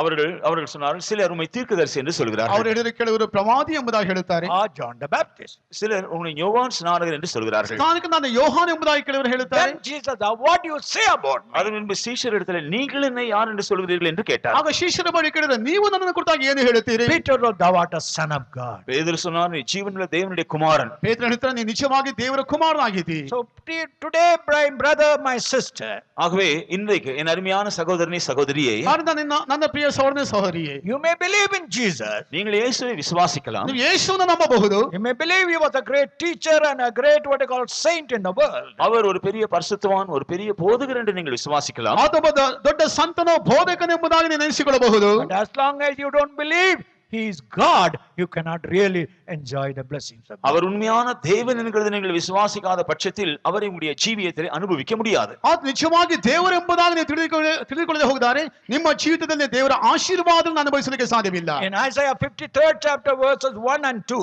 ஏசாயா 53 அதிகாரம் முதல் 2 வசனங்களில், ಯೆಶಾಯ 53ನೇ ಅಧ್ಯಾಯ 1-2 ವಾಕ್ಯಗಳಲ್ಲಿ he came into the world. அவர் இந்த உலகத்தில் வந்தார். ಆತ ಲೋಕಕ್ಕೆ ಬಂದರು. He had no beauty or any attraction. அவருக்கு எந்த அழகும் வசீகரிக்கக்கூடியதான எந்த உருவமும் இல்லை. ಆಕರ್ಷಿಸುವಂತ ಯಾವ ರೀತಿಯಂತ ಅಂದ ಚಂದಗಳು ಆತನಿಗೆ ಕಾಣಬರಲಿಲ್ಲ. He was a root hidden in the earth. அவர் வறண்ட நிலத்தில் மறைந்திருந்ததான ஒரு வேராக இருந்தார். ಒಣ ನೆಲದೊಳಗೆ ಇರುವಂತ ಬೇರಿನ ಹಾಗೆ ಕಾಣಲ್ಪಟ್ಟಿದ್ದರು. But when he in the New Testament, when he was walking on the road, ஆனால் புதிய ஏற்பாட்டிலே அவர் சாலைகளில் கடந்து சென்ற பொழுது, ಹೊಸ ಒಡಂಬಡಿಕೆಯಲ್ಲಿ ಆತ ದಾರಿಯಲ್ಲಿ ನಡೆದು ಹೋಗುತ್ತಿರುವಂತ ಸಂದರ್ಭಗಳಲ್ಲಿ John the Baptist cried, "Lo, this is the Lamb of God who beareth the sins of the whole world." யோவான் ஸ்நானகர் அவரை பார்த்து, இதோ உலகத்தின் பாவங்களை சுமந்து தீர்க்கிற தெய்வ ஆட்டுக்குட்டி என்று சொன்னான். ಸ್ನಾನಿಕನಾದ ಯೋಹಾನ ಆತ ನೋಡಿ ಇಡೀ ಲೋಕದ ಪಾಪವನ್ನು ಹೊತ್ತು ತೀರಿಸುವಂತ ಇದೋ ಒಂದು ಯಜ್ಞದ ಕುರಿಮರಿ ಎಂಬುದಾಗಿ ಹೇಳುತ್ತಾರೆ. And in Revelation 19 chapter we read, வெளிப்படுத்தல் 19 அதிகாரத்தில் நாம் படிக்கிறோம், ಪ್ರಕಟಣೆ ಗ್ರಂಥ 19ನೇ ಅಧ್ಯಾಯದಲ್ಲಿ ಓದುತ್ತೀವಿ, "He is the Lord of lords, he is the King of kings." அவர் கர்த்தாதி கர்த்தரும் ராஜாதி ராஜாவுமானவர். ಆತ ರಾಜಾದಿ ರಾಜನು ಕರ್ತಾದಿ ಕರ್ತನಾಗಿರುವರು. And in Revelation 21 chapter verse 2 we read, வெளிப்படுத்தல் 21 அதிகாரம் 2 வசனத்தை நாம் படிக்கிறோம், ಪ್ರಕಟಣೆ ಗ್ರಂಥ 21ನೇ ಅಧ್ಯಾಯ 2ನೇ ವಾಕ್ಯದಲ್ಲಿ, the church is waiting for the bridegroom. சபையானது மணவாளனுக்காக காத்திருக்கிறது. ಸಭೆಯಾದು ಮೊದಲಿಂಗನಿಗಾಗಿ ಕಾದಿದೆ. So in Jesus we see the Father, இயேசுவில் நாம் பிதாவை காண்கிறோம். ಯೇಸುವಿನಲ್ಲಿ ತಂದೆಯನ್ನು ಕಾಣಲಿಕ್ಕೆ ಸಾಧ್ಯ. He is the Lamb of God. அவர் தேவனுடைய ஆட்டுக்குட்டி. ಅದು ದೇವರ ಕುರಿಮರಿ. He is the hidden root. அவர் மறைந்திருக்கிற வேர். ಅದು ಮರೆಯಾಗಿರುವಂತ ಬೇರು. And in him, John says, we find the glory of the Father dwelleth in him. அவருக்குள் பிதாவினுடைய மகிமை வாசமாய் இருக்கிறது என்று யோவான் சொல்கிறான். ಅದರ ತಂದೆಯ ಪ್ರಭಾವ ವಾಸವಾಗಿದೆ ಎಂಬುದಾಗಿ ಯೋಹಾನ ಹೇಳುತ್ತಾರೆ. And he is the one King of kings. அவர் ராஜாதி ராஜா. ಆತನು ರಾಜಾಧಿರಾಜನು. The Lord of lords. கர்த்தாதி கர்த்தா. ಕರ್ತಾದಿ ಕರ್ತನು. He is the bridegroom. அவர் மணவாளன். ಆತನೇ ಮೊದಲಿಂಗನು. So this Jesus we are waiting for. இந்த இயேசுவுக்காக தான் நாம் காத்திருக்கிறோம். ಈ ಯೇಸುಗಾಗಿ ನಾವು ಕಾದುಕೊಂಡಿದ್ದೇವೆ. The bride waiteth for the bridegroom. மணவாட்டி மணவாளனுக்காக காத்திருக்கிறார். ಮೊದಲಿಗತಿಯಾದವಳು ಮೊದಲಿಂಗನಿಗಾಗಿ ಕಾದಿರುವಳು. In the first century, முதலாம் நூற்றாண்டில் ಮೊದಲನೇ ಶತಮಾನದಲ್ಲಿ Christians were hunted people. கிறிஸ்தவர்கள் என்று சொன்னால் அவர்கள் அடைக்கப்பட்டவர்களாக இருந்தார்கள். ಕ್ರೈಸ್ತರು ಎಂಬುದಾಗಿ ಹೇಳಿದ್ದಾರೆ, ಅವರು ಮುಚ್ಚಲ್ಪಟ್ಟವರಾಗಿದ್ದರು. They could not worship God publicly. அவர்கள் வெளியரங்கமாக தேவனை ஆராதிக்க முடியவில்லை. ಬಹಿರಂಗ ರೀತಿಯಲ್ಲಿ ದೇವರನ್ನು ಆರಾಧಿಸಲಿಕ್ಕೆ ಸ್ವಾತಂತ್ರ್ಯವಿಲ್ಲ. They worship God in the jungles and catacombs. அவர்கள் காடுகளிலும் குகைகளிலும் தான் அவர்கள் கர்த்தரை ஆராதித்தார்கள். ಕಾಡುಗಳಲ್ಲಿ ಗುಹೆಗಳಲ್ಲಿ ಕರ್ತನ ಆರಾಧಿಸುತ್ತಾ ಬಂದರು. Wherever they went, they were persecuted. அவர்கள் போன இடங்களிலெல்லாம் உபத்திரவப்படுத்தப்பட்டார்கள். ಎಲ್ಲಿ ಹೋದರೂ ಅವರ ಸಂಕಟಗಳು ಹೆಚ್ಚಾಗಿತ್ತು. They were pilgrims. அவர்கள் பரதேசிகளாக ಅವರು இருந்தார்கள். ಪರದೇಶಿಗಳಾಗಿದ್ದರು. They can go in a city, but they cannot have the voting right. அவர்களுக்கு ஒரு பட்டணத்தில் போகலாம், ஆனால் அங்கே ஓட்டு போடக்கூடிய உரிமை கூட இல்லை. ಆದರೆ ಒಂದು ಪಟ್ಟಣಕ್ಕೆ ಹೋಗಬಹುದು, ಮತವನ್ನು ಚಲಾಯಿಸುವಂತ ಹಕ್ಕು ಸಹ ಅವರಿಗಿಲ್ಲ. In that time, அந்த வேளையில் ಆ ದಿನಗಳಲ್ಲಿ they were longing when Christ will come. எப்பொழுது கிறிஸ்து வருவார் என்று அவர்கள் ஏங்கிக் கொண்டிருந்தார்கள். ಯಾವಾಗ ಕ್ರಿಸ್ತನ ಬರುತ್ತದೆ ಎಂಬುದಾಗಿ ತವಕ ಪಡುತ್ತಿದ್ದರು. Suppose you are walking in a hot sun.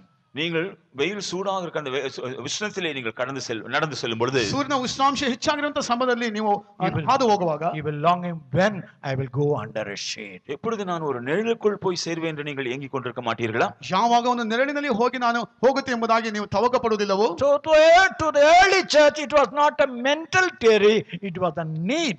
They wanted a shade. ஆகவே முதலாம் நூற்றாண்டில் இருந்ததான தேவனுடைய ஜனங்களுக்கு அவர்கள் அறிவுக்கேற்றபடி ஒரு கொள்கை அல்ல, உண்மையாகவே கிறிஸ்து வர வேண்டும் என்கிறதை அவர்கள் வாஞ்சித்து அதற்காக அவளோடு இருந்தார்கள். ಆದರೆ ಪ್ರಥಮ ಶತಮಾನದಲ್ಲಿ ಜೀವಿಸಿದಂತ ಕ್ರೈಸ್ತರಿಗೆ ಏನೋ ತಮ್ಮ ಮನಸ್ಸಿನಲ್ಲಿ ಯೇಸು ಯಾವಾಗ ಬರ್ತಾರೆ ಎಂಬುದಾಗಿ ಯೋಚಿಸುವಂತ ಒಂದು ಸಿದ್ಧಾಂತವಾಗಿರಲಿಲ್ಲ. ತಮ್ಮ ಇಡೀ ಜೀವನದಲ್ಲಿ ಯೇಸು ಬರ್ತಾರೆ ಎಂಬುದಾಗಿ ಕಾದುಕೊಂಡಿದ್ದರು. When Christ will come. எப்பொழுது கிறிஸ்து வருவார்? ಯಾವಾಗ ಯೇಸು ಬರುತ್ತಾರೆ? Lord, we are going through persecution, we are going through suffering, Lord. கர்த்தாவே, நாங்கள் பாடுகள் வழியாய் போகிறோம், உபத்திரவங்கள் வழியாய் போய் கொண்டிருக்கிறோம். ಕರ್ತನೇ, ನಾವು ಶ್ರಮ ಸಂಕಟದ ಹಾದಿಯಲ್ಲಿ ಹಾದು ಹೋಗುತ್ತಿದ್ದೇವೆ. When thou will come, Lord. நீர் எப்பொழுது வருவீர் ஆண்டவரே? ಯಾವಾಗ ನೀವು ಬರುತ್ತೀರಿ ಕರ್ತನೇ? So that was the reason they all the time they were waiting for the coming of the Lord. இந்த காரணத்தினால் தான் அவருடைய ஜீவிய காலமெல்லாம் கர்த்தருடைய வருகைக்காக அவளோடு காத்திருந்தார்கள். ಇದಕ್ಕಾಗಿ ಈ ಉದ್ದೇಶಕ್ಕನುಸಾರವಾಗಿ ತಮ್ಮ ಜೀವಿತ ಪೂರ್ತಿ ಕರ್ತನು ಯಾವಾಗ ಬರ್ತಾರೆ ಎಂಬುದಾಗಿ ಕಾದುಕೊಂಡಿದ್ದರು. But what about you and me today? ஆனால் உங்களையும் என்னை குறித்து இன்றைக்கு என்ன? ಅರೆ, ನಿಮ್ಮನ್ನು ಕುರಿತಾಗಿ ನನ್ನನ್ನು ಕುರಿತಾಗಿ ಈ ದಿನದಲ್ಲಿ ಯಾವ ರೀತಿಯಾಗಿದೆ? Is it a mental theory or is it a cry from the heart when thou will come, Lord? நாம கர்த்தருடைய வருகையை பற்றிய விஷயம் நம் மனதளவில் அறிந்ததான ஒரு விஷயமாக, ஒரு கொள்கையாக இருக்கிறதா, அல்லது ஆண்டவரே நீர் எப்பொழுது வருவோம் என்று நம்முடைய ஜீவியம் உள்ளத்தில் ஒரு ஆழமான ஒரு கூக்குரல் உண்டாகி கொண்டிருக்கிறது. ಕರ್ತನ ಮರಣವನ್ನು ಕುರಿತಾಗಿ ಹೇಳಬೇಕಾದ್ರೆ ಅದು ನಮ್ಮ ಮಾನಸಿಕವಾದ ಸಿದ್ಧಾಂತವೋ ಅಥವಾ ನಮ್ಮ ಹೃದಯದ ಮೂಲಕವಾಗಿ ಕರ್ತನೆ ಯಾವಾಗ ಬರ್ತೀವಿ ಎಂಬುದಾಗಿ ನಾವು ಕರೆಯುತ್ತಿದ್ದೆವು. In the early days of our mission, ஆரம்ப நாட்களில் நம்முடைய சபைகளில் ಆರಂಭ ದಿನಗಳಲ್ಲಿ ನಮ್ಮ ಸಭೆಗಳಲ್ಲಿ 4 o'clock morning, I heard servants of God coming and standing in the junction. 4 மணி காலை 4 மணிக்கு சாலையினுடைய சந்திப்புகளில் நம்முடைய ஊழியர்கள் வந்து நிற்பார்கள். ಮುಂಚೆ 4 ಗಂಟೆಗೆ ನಮ್ಮ ಸೇವಕರು 4 ರಸ್ತೆಗಳು ಕೂಡುವಂತ ಸ್ಥಳದಲ್ಲಿ ಹೋಗಿ ನಿಲ್ಲುತ್ತಾರೆ. Repent, the Lord is coming again. கர்த்தர் சீக்கிரமாய் வருகிறபடினால் மனம் திரும்புங்கள் என்று அவர்கள் சொல்வார்கள். ಕರ್ತನಾದ ಯೇಸು ಬೇಗನೆ ಬರುತ್ತಾನೆ ಎಂಬುದಾಗಿ ಹೇಳುತ್ತಿದ್ದರು. We who are from the church background, we cannot understand why these people are fanatics standing in the morning and say the Lord is coming back. மற்ற பெயர் கிறிஸ்தவ சபையின் பின்தளத்தில் நாங்கள் இருந்தபடினால் அந்த வேளையில் இந்த சத்தத்தை கேட்கும் பொழுது இந்த பைத்தியக்காரர்கள் ஏன் அதிகாலையில் இப்படி சத்தம் போடுகிறார்கள் என்று நாங்கள் யோசிப்போம். ಆ ದಿನಗಳಲ್ಲಿ ನಾವು ನಾಮಧೇಯ ಕ್ರೈಸ್ತರು ಕಾಣಲ್ಪಟ್ಟಿದ್ದೆವು. ಇವರು ಹುಚ್ಚರು ಯಾವುದಕ್ಕಾಗಿ ಮುಂಜಾನೆ ಬಂದು ಈ ರೀತಿಯಾಗಿ ಕೂಗಾಡುತ್ತಾರೆ ಎಂಬುದಾಗಿ ನಾವು ನೆನೆಸಿಕೊಳ್ಳುತ್ತಿದ್ದೆವು. Later when I became a believer, ஆனால் அதன் பின்பு இந்த சபையினுடைய விசுவாசியாக அங்கத்தினராக நான் மாறின பின்பு ನಂತರ ನಾನು ಈ ಸಭೆಯ ಒಂದು ವಿಶ್ವಾಸಿಯಾಗಿ ಮಾರ್ಪಟ್ಟ ನಂತರ I understood they were going through the trials and difficulty. They were longing when the Lord will come. அவர்கள் சோதனைகள் கஷ்டங்கள் வழியாக கடந்து போய் கொண்டபடினால் எப்பொழுது கர்த்தர் வருவார் என்று அவர்கள் அவளோடு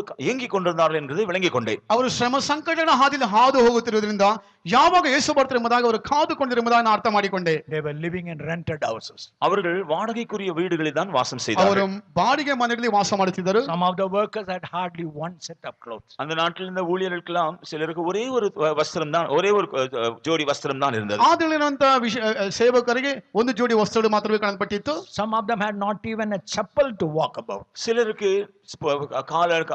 நடப்பதற்கு காலணிகள், செருப்புகள் கூட இல்லை. ಕೆಲವರು ನಡೆಯಲಿಕ್ಕೆ ಪಾದರಕ್ಷೆಗಳು ಸಹ ಕಾಣಲ್ಪಟ್ಟದೇ ಇತ್ತು.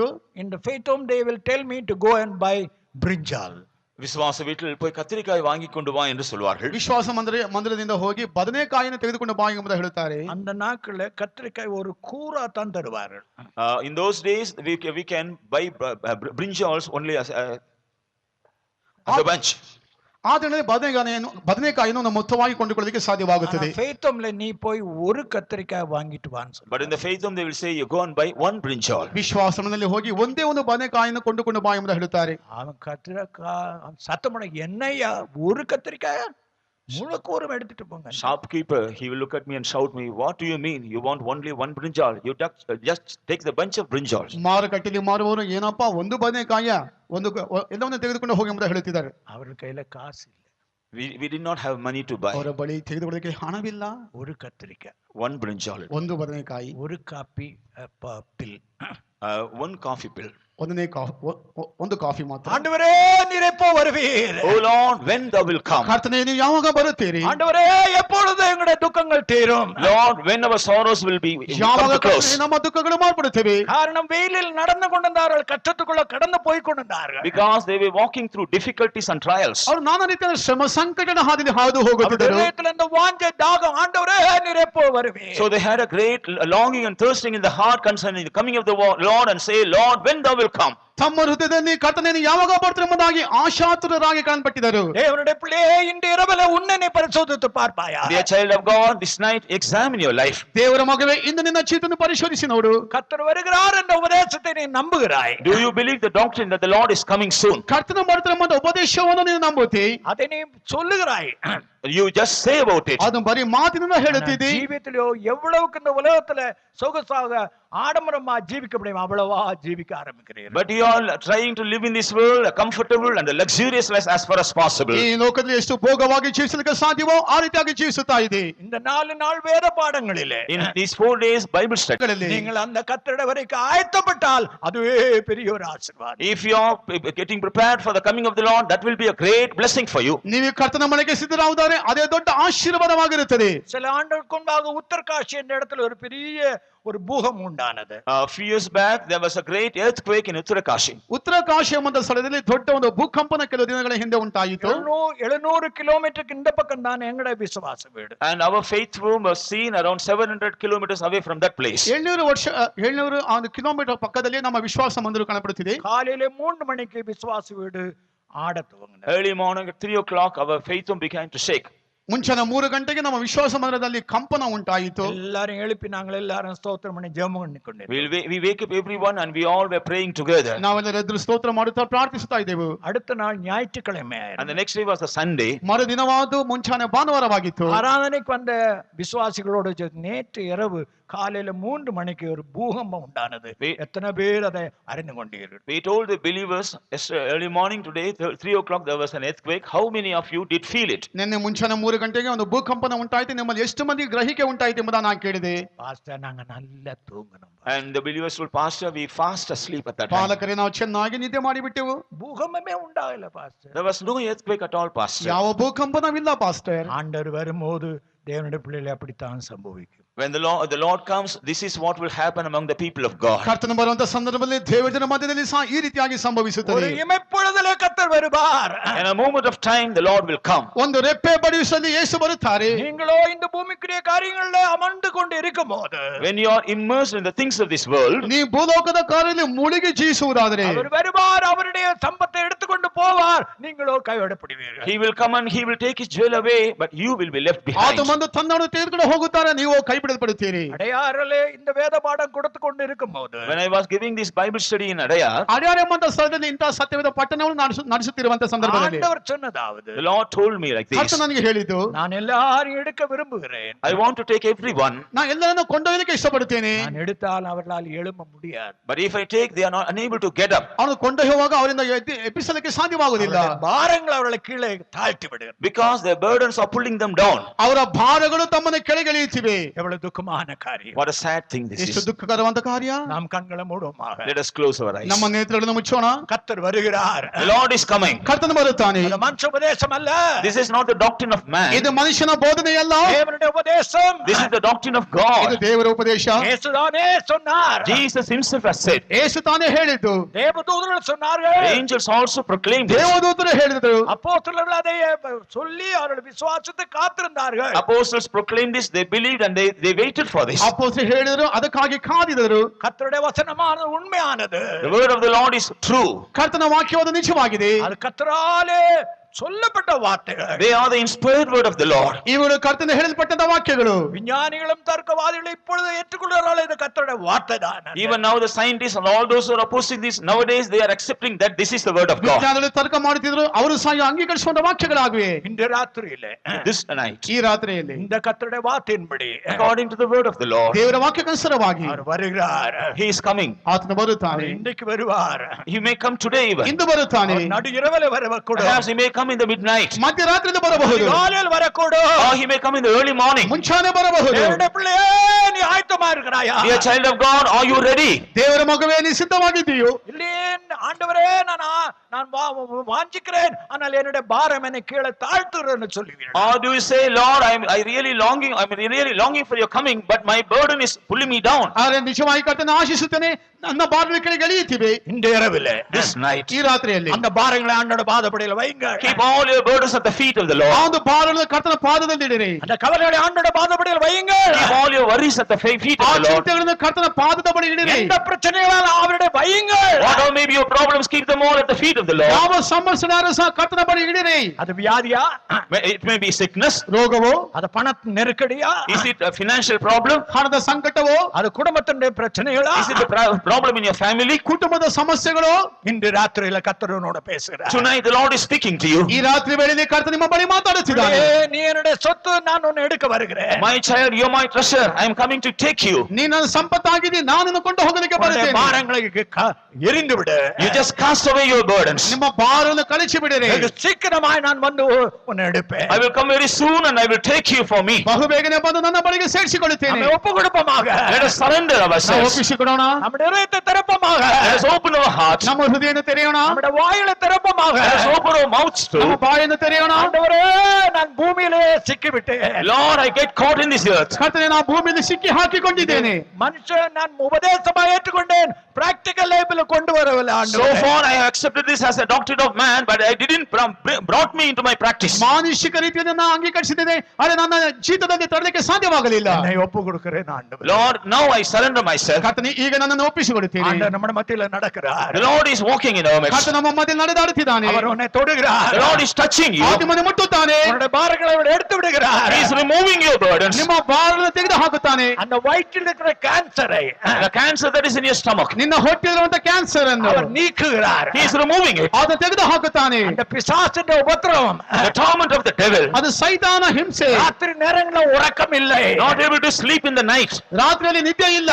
அந்த பிசாசை அதட்டுகிறார். and he is rebuking the devil. ಆಗ ಸೈತಾನ ಕದಲಿಸುತ್ತಾನೆ. எத்தனையோ நாட்களாக அலைதிரிந்து போய் கொண்டிருக்கிறார். For many days you are wandering here and there. ಅನೇಕ ದಿನಗಳು ಅಲ್ಲಿ ಇಲ್ಲಿ ಸುತ್ತಾಡುತ್ತಿರಬಹುದು. இனி ஜீவித்தால் என்ன பிரயோஜனம் என்று யோசித்துக் கொண்டிருக்கிறார். You are thinking, what is the meaning of living hereafter? ಇದು ಜೀವಿತದ ಏನು ಪ್ರಯೋಜನ ಎಂಬುದಾಗಿ ಯೋಚಿಸುತ್ತಿರಬಹುದು. மகனே, மகளே, நான் உனக்காக மரித்தேன். But the Lord says, my son, my daughter, I have died for you. ಮಗಳೇ, ಮಗನೇ, ನಾನು ನಿನಗಾಗಿ ಸತ್ತಿದ್ದೇನೆ. நான் உன்னை என்னுடைய ராஜ்யத்துக்குள் எடுத்துக்கொள்வேன். I will take you into my kingdom. ನಾನು ನಿನ್ನನ್ನು ನನ್ನ ರಾಜ್ಯದಲ್ಲಿ உன்னை ತೆಗೆದುಕೊಳ್ಳುತ್ತೇನೆ. ஒப்புடுப்பாயாக. You surrender yourself. ನಿನ್ನನ್ನು ಒಪ್ಪಿಸಿಕೊಡು. ஒப்பு கொடுப்பாயாக. You just surrender yourself. ಒಪ್ಪಿಸಿಕೊಡು.